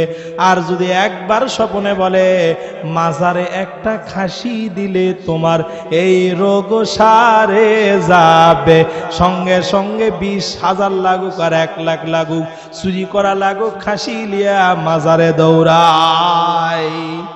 আছে না নাই? আল্লাহ বলছেন আল্লাহ ব্যতীত কোন ব্যক্তি, কোন মাজার, কোন জায়গায় উহিল্লা লিগাইরিল্লাহ, আল্লাহ ব্যতীত কোন জানকে আল্লাহ ছাড়া কারো নামে মান্যত করা যাবে না। এটা হলো হারাম। কিছু খারাপ জিন থাকে, বলে তোর সন্তান হয়নি, তুই অমুক বাবার দরবারে একটা খাসি দিবা, সন্তান হবে। জোরে বলেন নাউজুবিল্লাহ। বাবারা শোনেন, যদি ওই দলের লোক থাকেন মনে কষ্ট নেবেন না বাবা, কোরআনের সরাসরি আয়াত। জোরে বলেন সুবহানাল্লাহ। আল্লাহ ছাড়া কোন জান, কোন বস্তু কারো জন্য মান্যত করা যায় না, এটা সম্পূর্ণ হারাম। একথা কে বলছেন? জোরে বলেন। ইন্নামা হাররামা আলাইকুমুল মাইতাতা ওয়াদ-দামা ওয়া লাহমাল খিনজির ওয়া মা উহিল্লা লিহি লিগাইরিল্লাহ। আল্লাহ বলছে, এ বান্দা তোমাদের জন্য রক্তকে হারাম করে দিলাম, শুয়োরের গোশত হারাম করে দিলাম, মৃত জানোয়ারকে হারাম করে দিলাম, পাশাপাশি আর একটা হারামও তোমাদের জন্য করলাম, আল্লাহ ছাড়া কোনো জানদার বস্তু কারো নামে মান্যত করতে পারবা না। এটা হলো হারাম। এই কাজ আমরা কেউ করব না ইনশাআল্লাহ। স্বপ্নে যা দেখবো, একজন হক্কানি রব্বানি আলেমের কাছে যাব, এই হক্কানি রব্বানি আলেমের কাছে গিয়া সুন্দর করে বলবো, হুজুর আমি এই স্বপ্নটা দেখছি, যদি জানেন তাহলে ব্যাখ্যাটা করেন, না জানলে আগে হাদিসের আমল হলো স্বপ্ন আছে 3 প্রকার। কয় প্রকার বলেন? একটা হলো আল্লাহর পক্ষ থেকে, সুবহানাল্লাহ, বুখারীর হাদিস। একটা হলো আল্লাহর পক্ষ থেকে, আর একটা হলো শয়তানের পক্ষ থেকে, আর একটা হলো খিয়ালি। বান্দা সারাদিন যা ভাবে রাত্রে ঘুম আসলে ফরফর ফরফর করতে থাকে। এরকম আছে না নাই? সারাদিন যা করছে, চালাক বিবি কয় যাও তুমি যা করার করো, তুমি রাত্রে আসে ঠিকই ভুলবো। কথা কান নাকি? ওই যে ছোট্টবেলায় গল্প শুনছি, বিদেশ থেকে আসছে, কাজ ছিল জুতা পরিষ্কার করা, কি করা, জুতা পালিশের। যখন আসছে টাই টুই পরছে, সুন্দর করে টাই টুই পইরা একবারে দেখেন প্রবাসী ভাইয়েরা যখন আসে মাশাআল্লাহ চেহারা সুরত ভালো হয়ে যায়। প্রথম মাসে কয়েকদিন নামাজ পড়ে, তারপর আর পাওয়াই যায় না। কথা কেন নাকি? আসছে, এবার গল্প দেয় তুমি কি করো? বলে খুব ভালো একটা অফিসের চাকরি করি। বলে আচ্ছা ঠিক আছে, মাশাআল্লাহ, তুমি কি করো না করো, এতদিন বাহিরে ছিলা তো শুনি নাই, যেহেতু তোমার অভ্যাস আছে শোয়ার পরে বলা, বুঝতে পারবো, এখন আর ঘুম আসে না রাত্রিরে। এই গল্প শোনায়, ওই গল্প শোনায়, যাতে করে বিবি আগে ঘুমায়। শুনাই, শোনো, আমি হজ করছি, আমি এই করছি, তুমি ঘুমাসো। হ্যাঁ, না, বিবিও চিন্তা করছে তুমি কি করছো বিদেশে এতদিন আমাকে ছাড়ে, আমি এটা আগে শুনবো। বিবিও কয় আচ্ছা আরো বলো, আরো কি শুনছো। এই গল্প করতে করতে তো অনেক দিন পর আসছে, ঘুমিয়ে পড়ছে। এবার বলছে এই জুতা বালিশ, স্যার জুতা বালিশ কারা লাগবে, স্যার দেখি সুন্দর দামি জুতা। একটা হলো খেয়ালি স্বপ্ন, একটা কি স্বপ্ন, বান্দা দিনে যা করে ওই রাত্রিবেলায় ওটা দেখে, কেউ মুখে বলে, কেউ বলতে পারে না, কিন্তু দেখে। হ্যাঁ, এবার আরেকটা আছে শয়তানের স্বপ্ন। শয়তান বান্দাকে ভীতু করার জন্য, ভয় দেখানোর জন্য হঠাৎ করে পেরেশান যুক্ত স্বপ্ন দেখায়, ওর সন্তান গাড়ির তরে পড়ে মারা গেছে। এমন স্বপ্ন যদি কেউ দেখে, রাসূলুল্লাহ আমাদেরকে মেসেজ দিয়েছেন, সেজন্য সঙ্গে সঙ্গে বলে আউযু বিল্লাহি মিনাশ শাইতানির রাজিম, বলে যেদিক থেকে কাঁধ ঘোরাবে বাম দিকে, থুতু দিয়ে আবার ঘুমে যাবে। আলহামদুলিল্লাহ বলেন। স্বপ্ন দেখলেই যে বাবার দরবারে খাসিলেও যা লাগবে এমন নয়। স্বপ্নকে মুরগি, মোরগ, হ্যাঁ, আমাদের অঞ্চলে মহাস্থানগড় আছে না, মহাস্থানগড়, মাঝে মধ্যে আমাদের ওই পাড়ার মহল্লার মানুষে দেখি গাড়ির পিছনে খড়ির উপরে মোরগ, সাসপিন টাসপিনলে যান, কই যান, কই মহাস্থানে। কেন বলছে, আমাকে বলছে যদি তাজা 2টা মোরগ দিয়া মস্তান ঘরে পোলা না দাও, তাহলে তোমার সন্তানের কলজা খায়া ফেলবো। নাউজুবিল্লাহ বলেন। বলেন তো স্বপ্নে রহমানি না শয়তানি? এটা শয়তানের পক্ষ থেকে খারাপ কিছু জিন এই স্বপ্ন দেখায়া বান্দাকে পেরেশান যুক্ত করে। সে আশিকে রাসূল যদি হয়, সে একজন হক্কানি আলেমের কাছে আসবে, অথবা নিজেই আউযু বিল্লাহি মিনাশ শাইতানির রাজিম পড়বে, নয়তো আল্লাহর কাছে পানা যাবে। আর সবচেয়ে উত্তম হলো স্বপ্নের ব্যাখ্যাকারী খুঁজে না পালে চুপচাপ থাকা। জোরে বলুন আলহামদুলিল্লাহ। আর কিছু স্বপ্ন আছে, সেটি হলো অজু করে এশার নামাজ পড়ছে, অজু করছে, ব্যক্তি খুব ভালো আল্লাহওয়ালা, হ্যাঁ, শুয়ে পড়ছে, রাত্রে স্বপ্ন দেখছে সে অমুক জায়গায় এই হচ্ছে, এই আলামত, হ্যাঁ, ঘুম থেকে উঠছে, বান্দা পেরেশানে আছে, কখন যেন এই স্বপ্নটা বাস্তবায়ন হয়ে যায়, হঠাৎ ঘটে যায়, চিন্তা করে আল্লাহ আমাকে এই খবর দিয়েছেন, সুবহানাল্লাহ।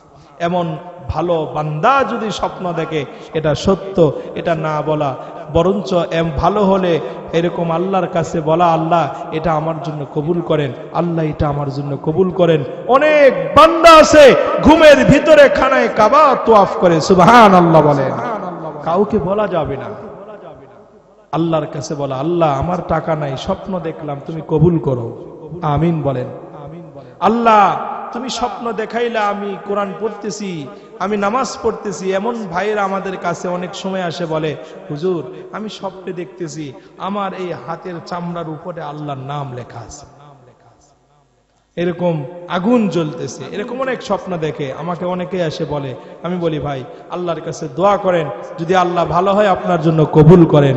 আর স্বপ্নের ব্যাখ্যা, উল্টাপাল্টা ব্যাখ্যা কোনো আলেম আমরা কেউ করব না, যদি না জানি চুপচাপ যাব।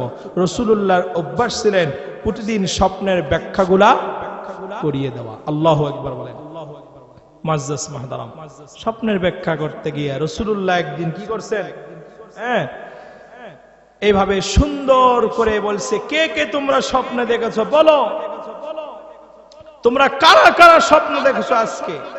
সাহাবায়ে কেরাম রাদিয়াল্লাহু তাআলা আনহুম একজনও বলতে পারলো না আমি স্বপ্ন দেখেছি। আল্লাহু আকবার বলেন। আল্লাহর নবীজি বললেন, সাহাবীরা রে আমি একটা স্বপ্ন দেখেছি।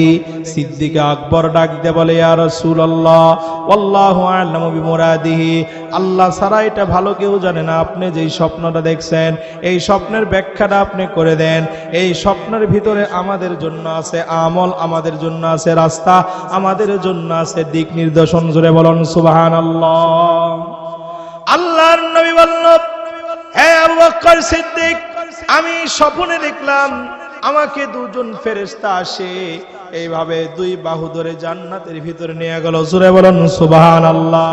আমি জান্নাতের অনেক নাজ নিয়ামত দেখলাম, জান্নাতের অনেকগুলা নিয়ামত দেখলাম। জান্নাতের নিয়ামত দেখার পরে আমি একটা সুন্দর একটা নদী দেখলাম, নদীর ভিতরে সুন্দর সুন্দর সাদা দামি দামি দুধ। জোরে বলুন সুবহানাল্লাহ। একদম ফ্রেশ, একদম যেন তাজা গাভীর দুধ। জোরে বলুন আল্লাহু আকবার। আমি আর একদিকে তাকায় দেখলাম সুন্দর একটা মধুর একটা সাগর, একটা মধুর নালা। জোরে বলুন আল্লাহু আকবার। আমি আর একদিকে তাকাইলাম, একদম স্বচ্ছ পরিষ্কার পানি দেখলাম।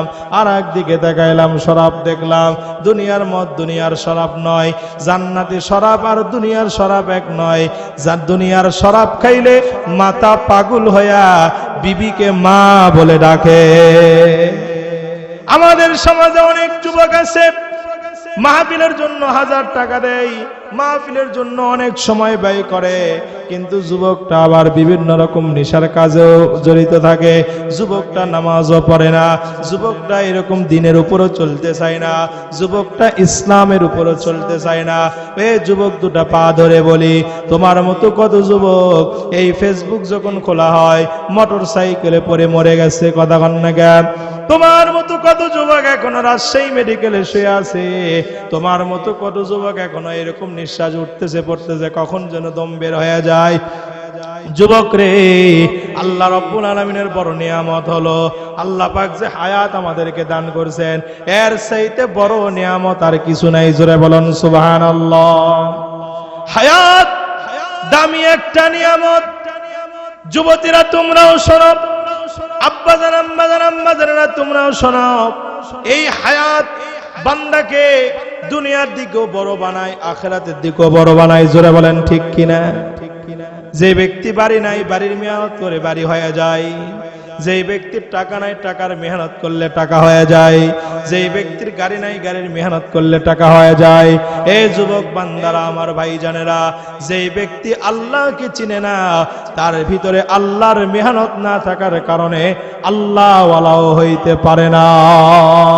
এই জন্য এই তরিপতপুর এলাকার মানুষকে বলতে চাই, তোমরা আল্লাহর ওয়ালা হও, আল্লাহর মেহনত করো, নামাজ পড়ো, মুখে নবীজির সুন্নতের দাড়ি রাখো।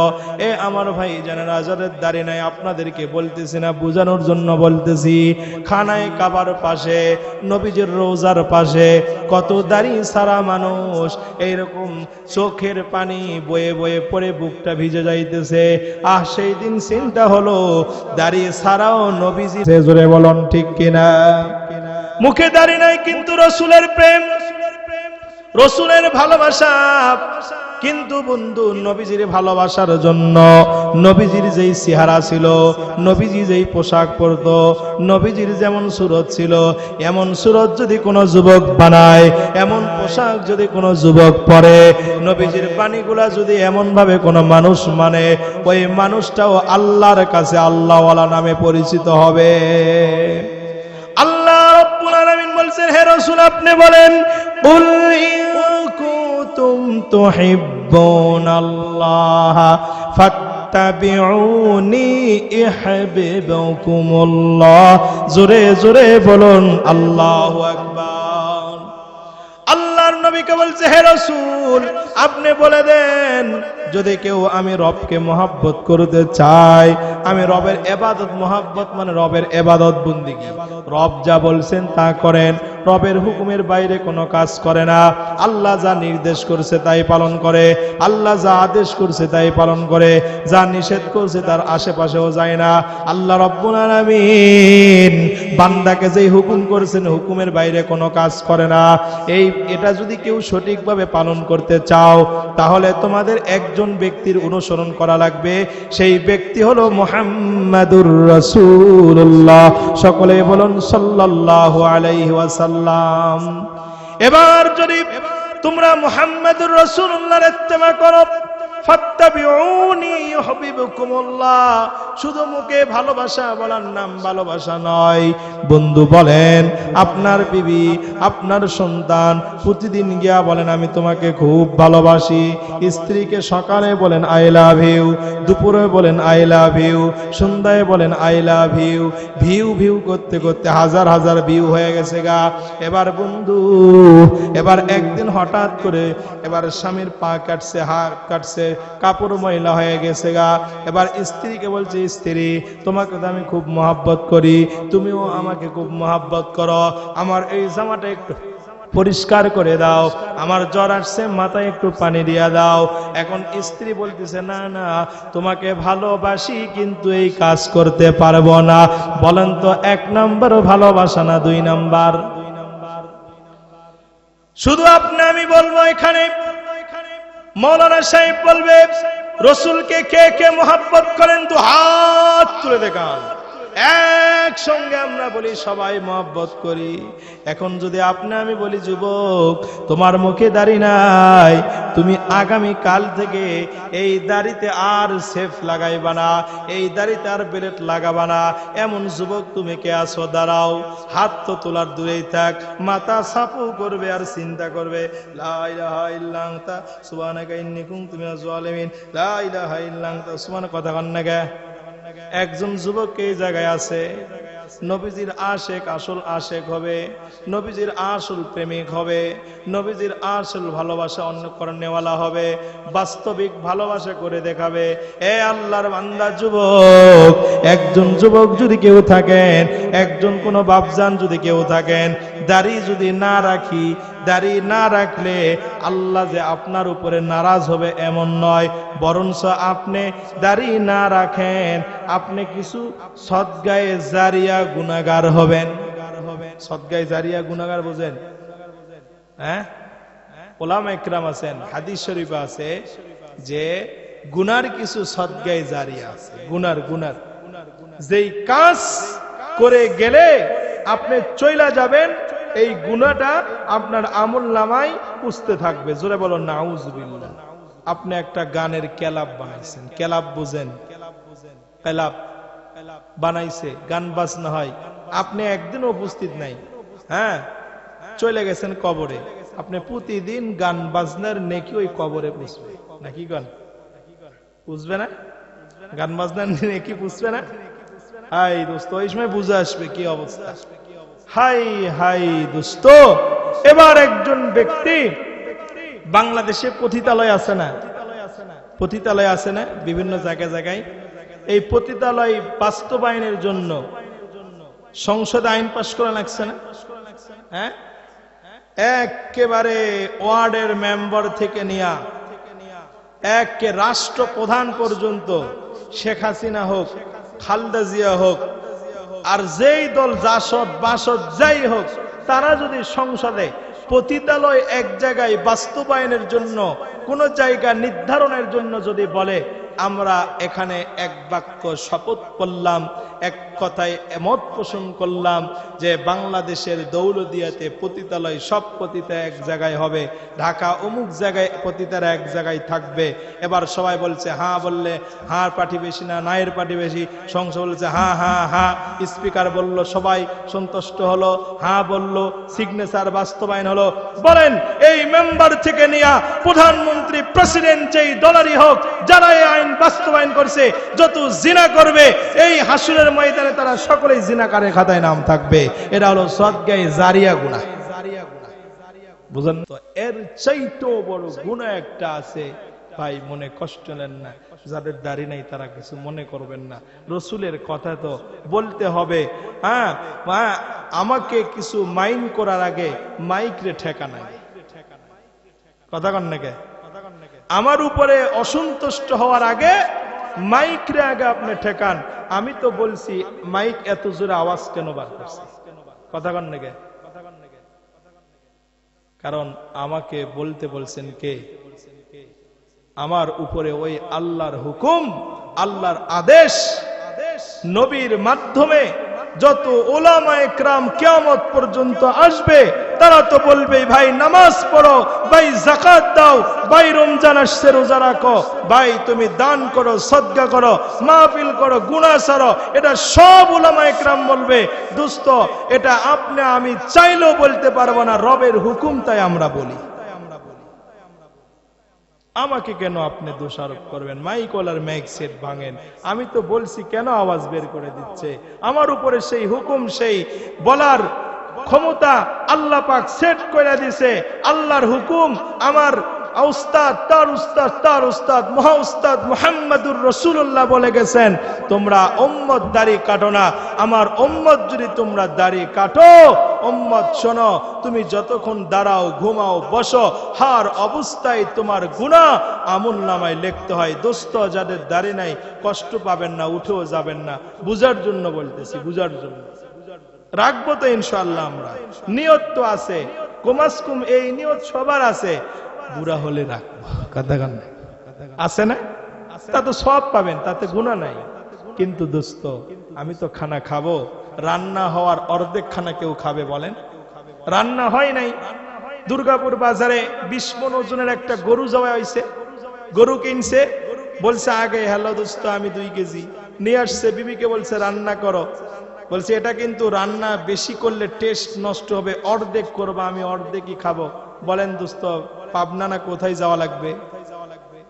হ্যাঁ, আমি তো রাখবোই ভাই বৃদ্ধ বয়সে, যারা নাই এইরকম এখানে বললে শরম পাই, তাই না? একটু কষ্ট পাই না? আমি আপনাদের পায়ে হাত দিয়া বলছি, কষ্ট দেওয়ার জন্য বলি নাই। যেহেতু শুরুতে আপনারা বলছেন, আমরা কিছু শুনে আমল করার চেষ্টা করবো ইনশাআল্লাহ। আপনাদের সঙ্গে আমরা আলোচনা করছি, ভাই আপনি তো রাখবেন, একটু আগে রাখলে ভালো হয় না? বলেন তো। এই জন্য বাবারা কষ্ট মনে না করে ইনশাআল্লাহ রাখবো ইনশাআল্লাহ। যারা নামাজ পড়েন না তারাও একই নিয়ত করে নামাজ পড়বো ইনশাআল্লাহ, তবে এখন না, বুড়া বয়সে। হ্যাঁ, বোঝেন নাই? নিয়ত এইরকম আছে, হজ করার নিয়ত আছে, টাকাওয়ালা আছে, চিন্তা করে করব কিছুদিন পরে। দোস্ত, কিছুদিন পরে তুমি যদি গরিবী হতে পারো, রাসূলুল্লাহ বলছেন তোমার উপরে যখনই হজ ফরজ হবে তুমি তখনই চলে যাবা। কারণ পৃথিবীর সব ইবাদত নির্দিষ্ট সময় নিয়ম রেখা আছে। হজের টাকা থাকলে, যাওয়ার সামর্থ্য থাকলে হজ করে আসবা, টাকা যদি না থাকে তোমার এই হজ তোমার উপরে ফরজ থেকেই যায়। ওই ফরজ থেকে যাওয়ার সময় তুমি যদি মরে যাও, রাসূল বলছেন তুমি ইহুদি আর নাসারা হয়ে মরবা, এটা আমি জানি। এজন্য টাকা থাকলে হজ করবো ইনশাআল্লাহ, এখন থাকলে এখনই করব, কাল থাকলে কাল করব। মুআজ্জিজ মুহতারাম, এবার আসুন, রমজানের রোজা তো রাখবো, এই নিয়ত সবার আছে, তাই না? সব ভালো কাজের নিয়ত আছে, কিন্তু আমরা একটু লেট করি দোস্ত, লেট করি। আমি ডক্টর ইউনূস সাহেব এখন আছে না দেশে, দুর্গাপুর আসছে, মনে করেন আমার কাছে টেলিফোন, হুজুর আমি আপনার তো দুর্গাপুরে। জি জি বলেন, কেন আসছেন? বলে আপনাদের যে মাহফিলের যে কয়জন আছে সকলের জন্য 1 লক্ষ টাকা করে আমি বরাদ্দ রাখছি, আপনি সবাইকে নিয়ে আসেন। বলেন তো আমার পিছনে আর সামনে তাকবীরের অভাব হবে? আমি বলবো কি সবাই? ডক্টর ইউনূস সাহেব বলবে হ্যাঁ সবাই।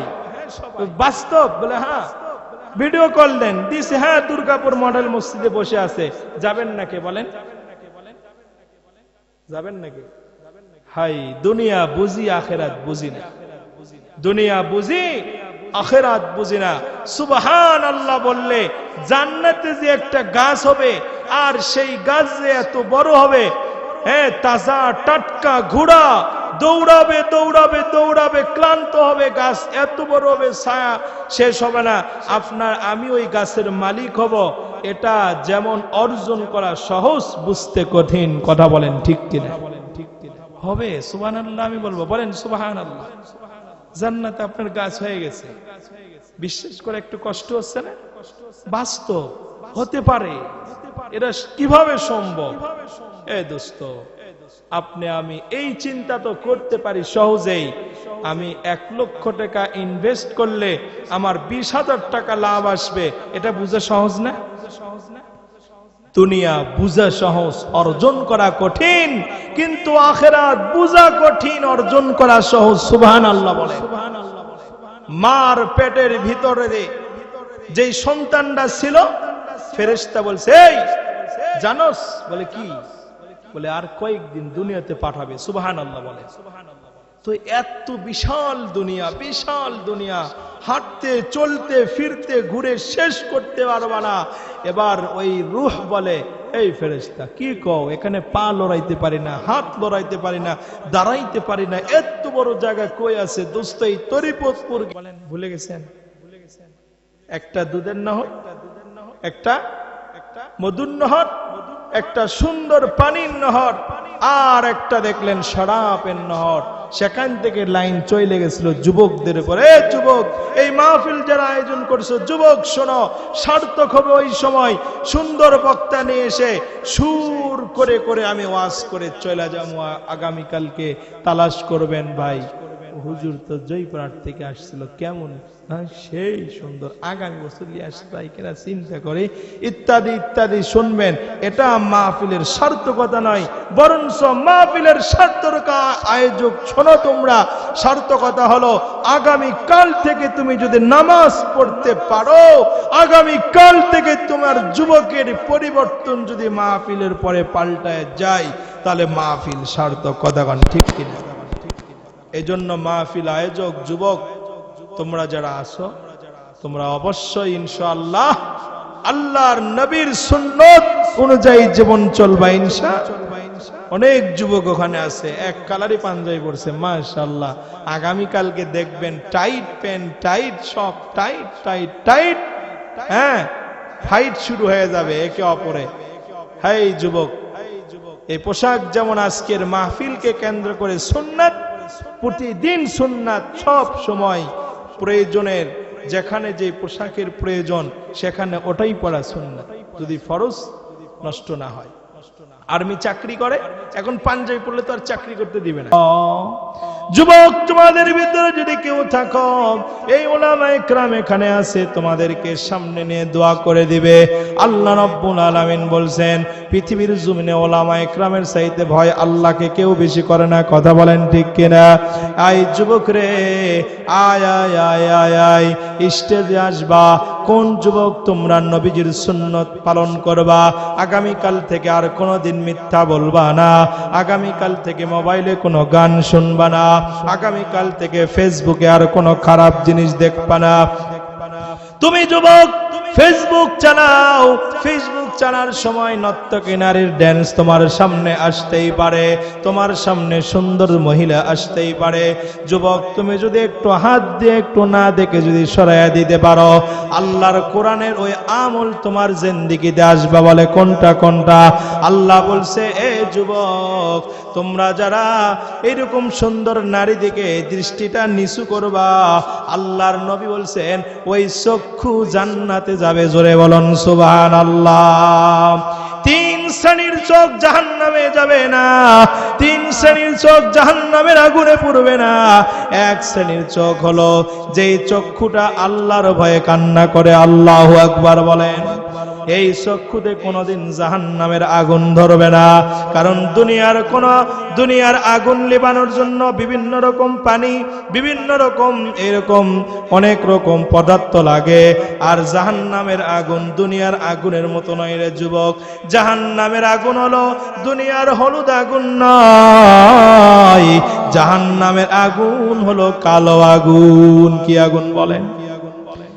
হাদিস শরীফের ভিতরে রাসূলুল্লাহ বলছেন, আল্লাহ রাব্বুল আলামিন জাহান্নামীদেরকে যখন বাহারে হায়াত নামে যে একটা সাগর আছে জান্নাতের ভিতরে, আমরা বলি তো আবু হায়াত বলি না, মানে ওই সাগরে গোসল করার পরে জাহান্নামের যে কালো চেহারা, জাহান্নামীর যে বিভৎস চেহারা, এই চেহারাগুলা আল্লাহ রাব্বুল আলামিন জান্নাতে দেওয়ার আগে সুন্দর করে আগে ওই বাহারে হায়াত যেটাতে গোসল করার পরে সুন্দর জান্নাতি চেহারা বের হয়ে আসবে, এই জায়গায় যখন ডুবায়া ডুবায়া মানুষদেরকে জান্নাতে দিবে, এ বন্ধু আল্লাহ রাব্বুল আলামিন বলছেন, আল্লাহ রাব্বুল আলামিন বলছে, রাসূলুল্লাহ হাদিস শরীফের মধ্যে বলছেন যে যখন আল্লাহ রাব্বুল আলামিন জাহান্নামের ফেরেশতা দারওয়ানকে ডাক দিয়ে বলবে, মালিক, জাহান্নামের ফেরেশতার প্রধানের নাম কি বলেন? মালিক, এ মালিক, জাহান্নামের ভিতরে কি কেউ আছে নাকি দেখো, জাহান্নামের ভিতরে কেউ থাকলে একটু বলো।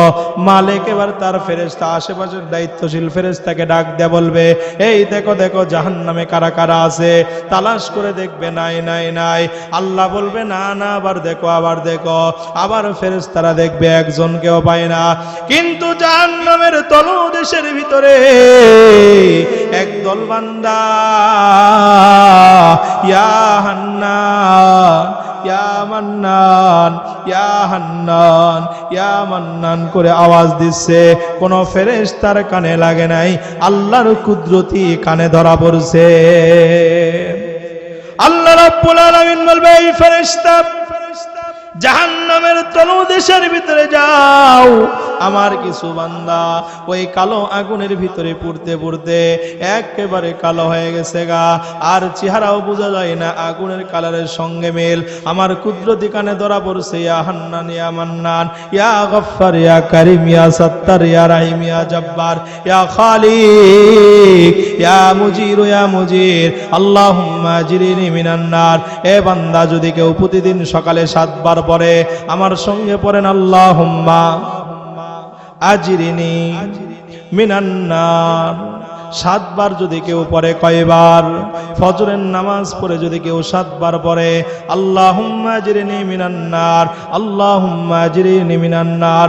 আল্লাহর নবীজি সাল্লাল্লাহু আলাইহি সাল্লাম বলছেন, মাগরিবের আগ মুহূর্ত এই সময়ের ভিতরে যদি মরে যায়, তাহলে এই বান্দাকে আল্লাহ রাব্বুল আলামিনের জিম্মায় জান্নাত দিবে, জাহান্নামের গেটগুলা বন্ধ করে রাখবে।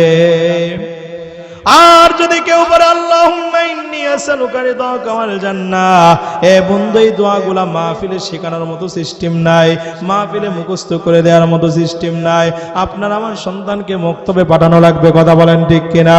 আপনার আমার ইমামের কাছে গিয়া বলতে হবে, হুজুর এমন দোয়া শিখান, এমন আমল শিখান, যে আমল শিখলে আমি জাহান্নাম থেকে বাঁচবো, জান্নাত থেকে বাঁচবো। আমলগুলা শিখে নিয়ে মুখস্থ করা লাগবে। বন্ধুরা, এ যুবকেরা শোনো, আল্লাহ রাব্বুল আলামিন বলবে, ফেরেশতা যা যা জাহান্নাম থেকে লইয়া আয়। ওই যে জাহান্নামের তলদেশে শুয়ে আছে, জাহান্নামের আগুনের কালারের মতো আগুন হয়ে গেছে। বন্ধুরে, যুবক রে, এই কথাগুলো শোনার পরে একটু সময় ভালো লাগে, কিন্তু বাড়ি যাওয়ার পরে আমরা আগের মতো তাই। কথা বলেন। আল্লাহর ফেরেশতারা গিয়া পাবে না, বলে আল্লাহ আমরা দেখতে পারি নাই, আমাদের চোখ দিয়ে ধরা পড়ে না।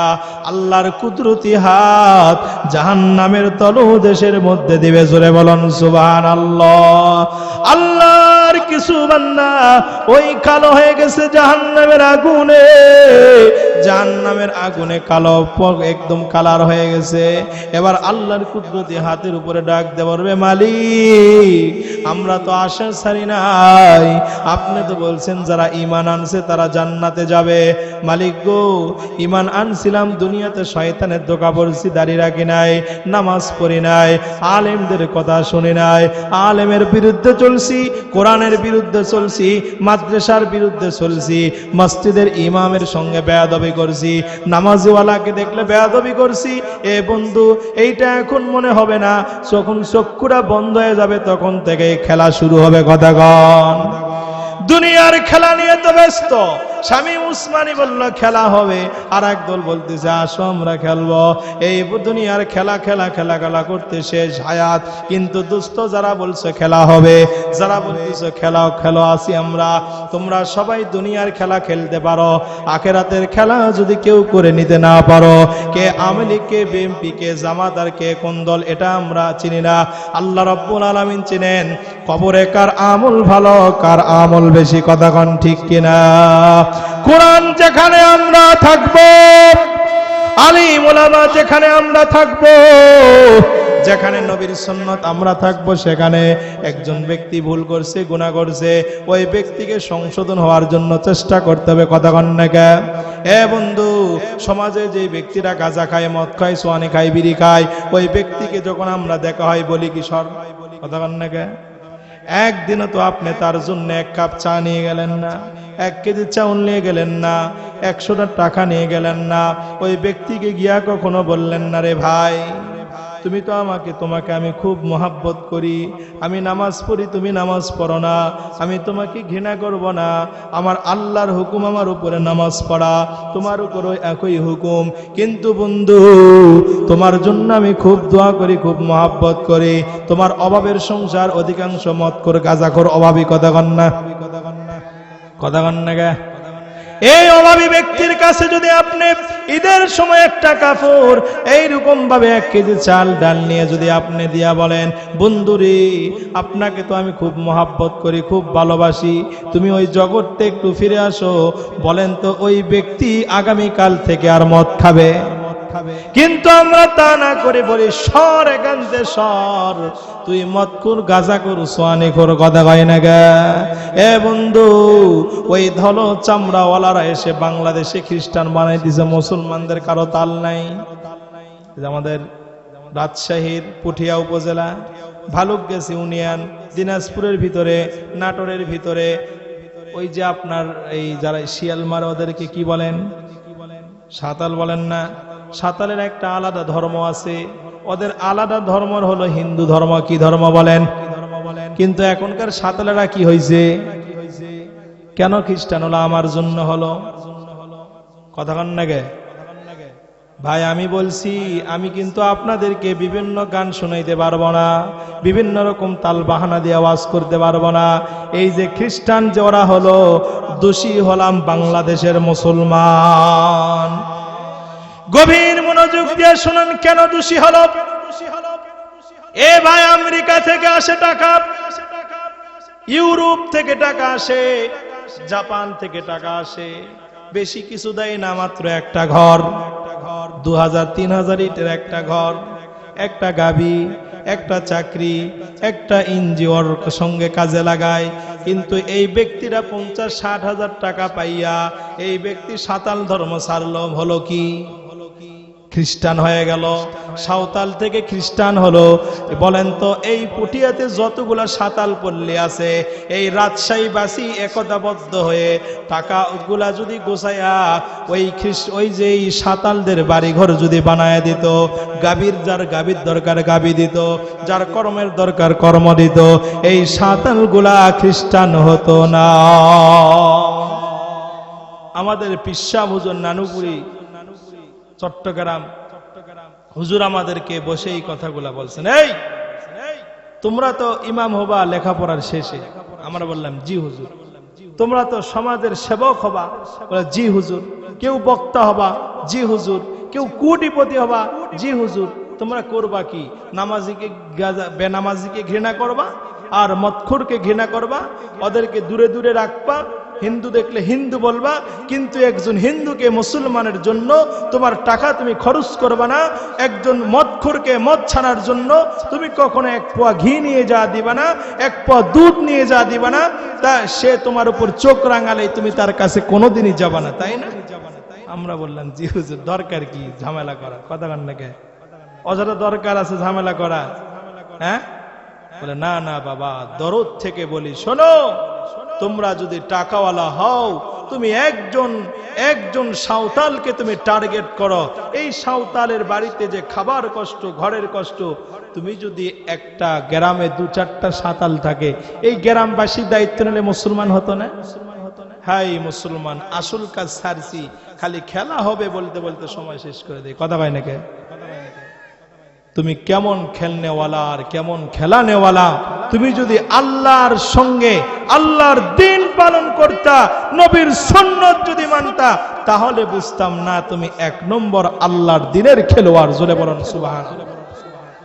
এই জন্য যুবকেরা, আমি বলছিলাম জাহান্নামে পড়বে না কয় শ্রেণীর? যেই চক্ষুটা আল্লাহর জন্য কান্না করে, যেই চক্ষুটা পরনারীর দিকে তাকায় না। এ যুবক, তোমরা মোবাইল চালাও, বিভিন্ন সুন্দরী নারীরা আসলে দেখো, ঘরের ভিতরে দেখো, সিনেমা দেখো, না না যুবক, এই মাহফিল ওই সময় সার্থক হবে তুমি যুবক হয়ে মাহফিলের আয়োজন করছো, সুন্দর জামা পরছো, সুন্দর পোশাক পরছো, বিশাল প্যান্ডেল বানাইছো। যুবক শোনো, আগামীকাল থেকে ফেসবুকের ওই খারাপ মহিলার চেহারা যদি না দেখো আর সিনেমা যদি না দেখো, এই মাহফিলের সার্থকতা তখন হবে। যুবক তোমরা দাঁড়াও, কে আসো দাঁড়াও, আগামীকাল থেকে ফেসবুকে আর কোনো খারাপ মহিলা দেখবা না। দাঁড়াও যুবক, এখানে হাত তোলো, দাঁড়াও যুবক, দাঁড়াও, জোরে বলেন আল্লাহু আকবার। রব্বুল আলামিন এই যুবকগুলা রাত্র 12টার সময় আপনি বলছেন যখন তাহাজ্জুদের ওয়াক্ত হয় আপনি আসমান থেকে সপ্তম আসমানে নাইমা আসেন। আল্লাহ এই যুবকগুলা কথা দিয়েছে, আল্লাহ ওয়াদা করে নাই, ওয়াদা বরখলাফ হলে মুনাফিক হয়ে যাবে। কথাগণ, এই জন্য ওয়াদা নয়, আল্লাহর কাছে বলেন আল্লাহ আপনি শয়তানের ওয়াসওয়াসা থেকে হেফাজত করেন। সবাই বলেন আমিন। যুবকেরা আমার সঙ্গে বলো, আল্লাহ আপনার সাহায্য চাই, আপনার মদত চাই, শয়তানের ধোঁকা থেকে বাঁচতে চাই। রব্বুল আলামিন আগামীকাল থেকে ফেসবুকে আর কোনো ছবি দেখবো না, বলো দেখবো না ইনশাআল্লাহ। আগামীকাল থেকে আবদ্ধ ঘরে আর কোনো সিনেমা দেখবো না। আগামীকাল থেকে মা বাবার চোখ ফাঁকি দিয়া বিভিন্ন রকম গুনার কাজ করব না। আল্লাহ এই যুবকগুলা আপনার জন্য দাঁড়ায় গেছে, আগামী দিনে এই যুবকগুলাকে আপনি কোরআনের জন্য দাঁড় করায়া দেন। আগামীতে এই যুবকগুলাকে আল্লামা মামুনুল হক সারা বাংলাদেশের যত বড় বড় আলেমেরা এই সমাজকে কোরআনের জন্য এরকম পাল্টায় দিতে চাই, কোরআন দিয়ে চালানোর জন্য একটা সিদ্ধান্ত নিচ্ছে, এই যুবকগুলা যেন কোরআনের জন্য দাঁড়ায় যায়। আমিন বলেন। বলবেন না রে ভাই, বলবেন না যে হুজুর রাজনীতি করে গেল। ও বন্ধু, আমরা তো অনেক প্রেসিডেন্ট দেখলাম, অনেক রাষ্ট্রপ্রধান দেখলাম, অনেক রকম দেখলাম, কোরআনের স্বার্থে একবারে কেউ পায় নাই। কথা বলেন। আমাদের দেশ তো বাংলাদেশ, বিভিন্ন দেশে চোর নাম হয়ে গেছে। কি নাম হয়ে গেছে? কি নাম হয়েছে? আমরা বুঝি না এটা, বাহিরে যারা প্রবাস আছে তারা আসে আমাদেরকে বলে। একটা গল্প শোনাই, হাদিসেরও না কোরআনে না। বসেন আব্বাজান, না বসেন। চোর ধরার মেশিন আবিষ্কার করছে। কি করছে বলেন? আমরা কেমন দেখেন, আমাদের অবস্থা কেমন। জাপান তার নিজ মেধা, নিজ গবেষণা দিয়ে চোর ধরার একটা মেশিন আবিষ্কার করছে, মোড়ে মোড়ে লাগাইছে। মেশিনের নাম কি বলেন? মনে করেন সিসি ক্যামেরা, প্রযুক্তি, অথবা যে কোনো একটা স্যাটেলাইট বানাইছে। এখন আমরা যেখানে সেখানে দেখি। এবার জাপান 2-4-5 মাস এই মেশিন সেট করছে। জাপানিরা চিন্তা করছে আমরা তো আবিষ্কার করলাম, লাখ টাকা খরচ করলাম, দেখি তো চোর মেশিনে কয়টা ধরা পড়ছে। এবার চেক করে দেখে আগামী গত 2 মাসে চোর পড়ছে 2-4টা। মনে করেন 2টা, কয়টা? কারণ জাপানে তো গরিব নাই, সব ধনী। চাও খাই, সাইকেলও চালাই, চাও খাই। আর আমরা চা স্টলে ঘন্টায় ঘন্টায় সময় নষ্ট করে হুজুর আর মাদ্রাসার বিরুদ্ধে কথা বলে শেষ করে দেই। কথা কন নাকি? গ্রামের যে উপকার করে তার পিছে লাগি, যে নামাজি তার পিছে লাগি। আর জাপানি, চাইনা, এরা সাইকেল চালাচ্ছে, চা খাচ্ছে আর চালাচ্ছে। সর্বনাশ। আমি চা খাইয়ে 5 মিনিট সময় নষ্ট করবো, আমার অফিস টাইম নষ্ট হবে। আর বাংলাদেশের অফিসার কি করে? ঘন্টায় ঘন্টায় দীর্ঘ লাইন, কিন্তু অফিসারের কোনো খোঁজ নাই। এই চলছে, বিশেষ করে 5 ফুট অফিসে গেলে দেখতেন। ঠিক আছে না? হ্যাঁ। আর তো এই যে সেটেলমেন্ট যে অফিসগুলো আছে, এটা তো বলাই যাবে না। বাপরে বাপ, টাকা ছাড়া কিছুই নেই, খালি টাকা আর টাকা। হাই, কিছু আল্লাহওয়ালা অফিসার আছে, টাকা যদি নিয়ে যান বলে রাখেন, আল্লাহ আমাকে যেটা দিছে আলহামদুলিল্লাহ, আলহামদুলিল্লাহ বলে। এই অফিসার গুলার কারণে বাংলাদেশের অফিসগুলো ভালো আছে। আবার কিছু আসে, হ্যালো হ্যালো স্যার, আপনার তো একটু হলে স্যার, একটু কথা কন নাকি? কেউ ঘুষ ধরে নিয়ে আসে, কেউ ঘর থেকে বের করে দেয়। হ্যাঁ। এবার আমেরিকা করছে, জাপান যেহেতু আবিষ্কার করছে, আমরা একটু লাগাইছে। 2-4-5 মাস পরে দেখছে মানে তো 10-5টা চোর। কয়টা? 10টা চোর। মনে করেন 10টা। সৌদি আরব চিন্তা করছে এই তো আগামী হজের মাস আসতেছে, সারা পৃথিবীর মানুষ আসবে হজ করতে। বেটারা এক এক দেশের এক এক রকম ভাষা বোঝে না, কি নিয়ে যায় কি রাখে যায়, একটু চেক করব দেখি। হ্যাঁ, সারা পৃথিবীর থেকে তো মানুষেরা আছে, একটু চোর ধরা দরকার। সে বলে হাজী সাহেব না, যারা প্রবাসে যায় তাদেরকে চেক করার জন্য বলছে। বোঝেন নাই? এবার মিশিং চেক করে করে 70-এর উপরে ধরা পড়ছে। কত? কারণ যেহেতু সারা পৃথিবীর মানুষ যায় সেখানে, দু চারটা হয়। আমার হুজুর বলছে, হ্যাঁ, বাংলাদেশিরা তো আরবি ভাষা জানে না, বলছে রুমাল কত দাম? তো সৌদি আরবের দোকানদার বলছে খমসা। খমসা মানে 5 খমসা রিয়াল। এখন এই বাংলাদেশি মুরব্বী করছে খামসা খামসি বাদ দেন তো, কয় টাকা সেটা কোন? বোঝেন নাই? মানে খমসা রিয়াল মানে 5 রিয়াল। আমরা তো খামসা খামসি বাদ দেন। সৌদি আরব চিন্তা করছে এমন দুর্ঘটনা ঘটে কিছু হয় কিনা, যেহেতু আমাদের আরবি ভাষা, অধিকাংশ দেশের অন্য ভাষা। এবার মাশাআল্লাহ চোর ধরা পড়ছে 70টা। এবার ইন্ডিয়া লাগাইছে চোর ধরা পড়ছে 2-4 হাজার। 2-4 হাজার চোর ধরা পড়ছে। কারণ পৃথিবীর সবচাইতে গরিব, দুঃখী, অবহেলায়, দুর্বলতা মানুষ আছে ইন্ডিয়াতে। কথা বলেন ঠিক কিনা? যে দেশের মানুষ গরুর পায়খানা খায়, যে দেশের মানুষ গরুর পিশাব খায়, এ দেশে তাহলে কত অভাব চিন্তা করেন। ভারতের বিভিন্ন প্রদেশগুলো আছে, আপনারা মোবাইলে সার্চ দিয়ে দেখবেন, এত কষ্ট, এত কষ্ট। বাংলাদেশের গরিব যত মোটা তত আলহামদুলিল্লাহ বলেন। গরিবের চিন্তা হলো দিন করি দিন খাই, খাবো ভালো। আর ধনীর চিন্তা হলো সর্বনাশ, কষ্ট করে অর্থ করছি, এত খাওয়া যাবে না। আর গরিব দিনে 1000 টাকা ইনকাম করে, বাজারে গিয়া দেখছে বড় মাছ, বলে আল্লাহ খাইতে পারি না, টাকা আজকে 1000 নিয়ে গেছে, খাইছে আলহামদুলিল্লাহ। আর ইন্ডিয়া তোরা তো খাতেই পারে না, বাংলাদেশ না দিলে মরবে ইলিশ যদি না দেয়। আলহামদুলিল্লাহ। একটু আমরা বন্ধ করেছি নেওয়া দেওয়া, চিল্লা পাল্লা উঠে গেছে। কথা কন নাকি?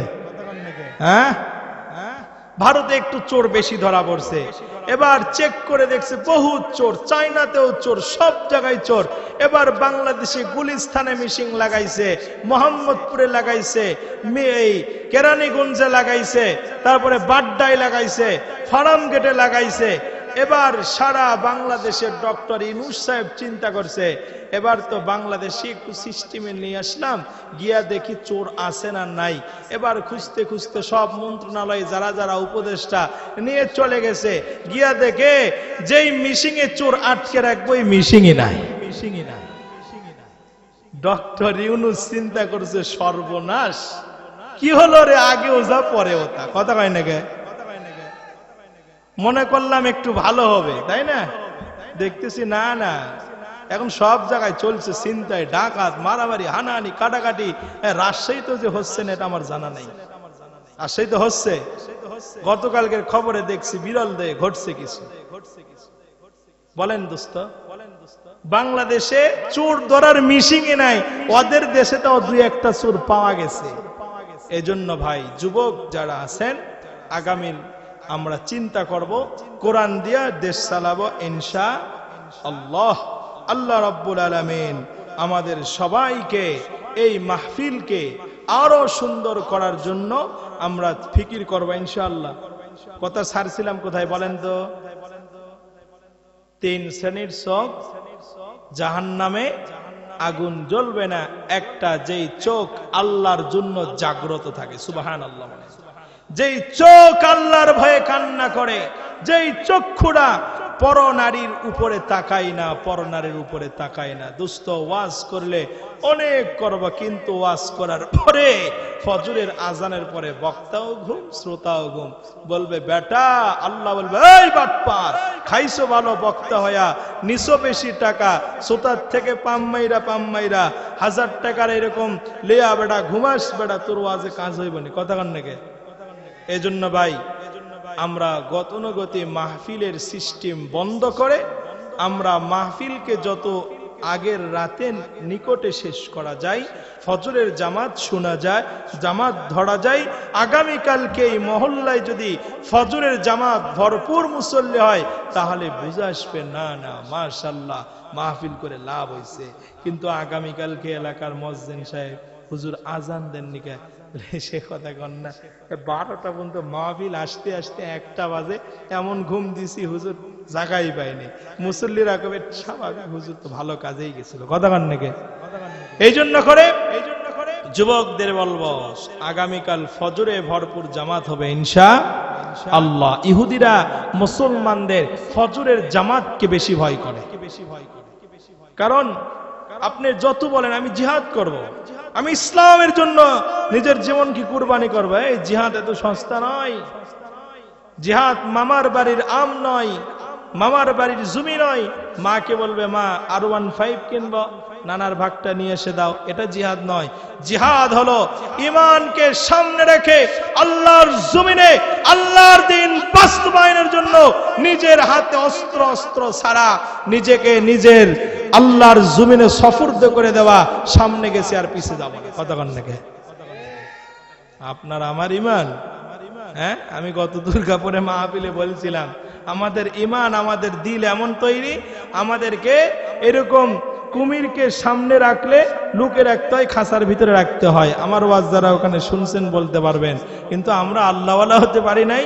ওই যে শাহ মখদুম রহমতুল্লাহ আলাই শুয়ে আছেন রাজশাহীর মাদ্রাসার ওই জমিনে, কিন্তু কুমিরের উপরে সোয়ার হয়ে পদ্মা নদী পার হয়েছে। সুবহানাল্লাহ। কেন কেন? আল্লাহকে চিনছে, আল্লাহরে ডাকছে, এই জন্যই তো না। কি বলেন আপনি? জানতো রাজশাহী চিড়িয়াখানায় কুমির গেছে, জানতো কি করবে বলেন? শাহ সুলতান, শাহ ফরান, শাহ মখদুম, শাহ জালাল, হ্যাঁ, শাহ খানজান আলী রহমতুল্লাহ আলাই বাগের উপরে সোয়ার হয়ে বাংলাদেশে কালেমার দাওয়াত নিয়ে আসছে।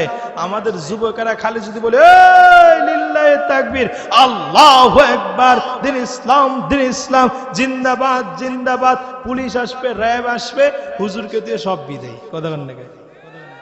এই জিহাদ না, বাস্তবিক জিহাদ, বাস্তবিক মনে জিহাদ। 1 নাম্বার গুনাহ ছাড়ার জিহাদ করেন ইনশাআল্লাহ। রাসূল বলছেন আল মুজাহিদু মান জাহাদা নাফসাহু ফি তাআতিল্লাহ।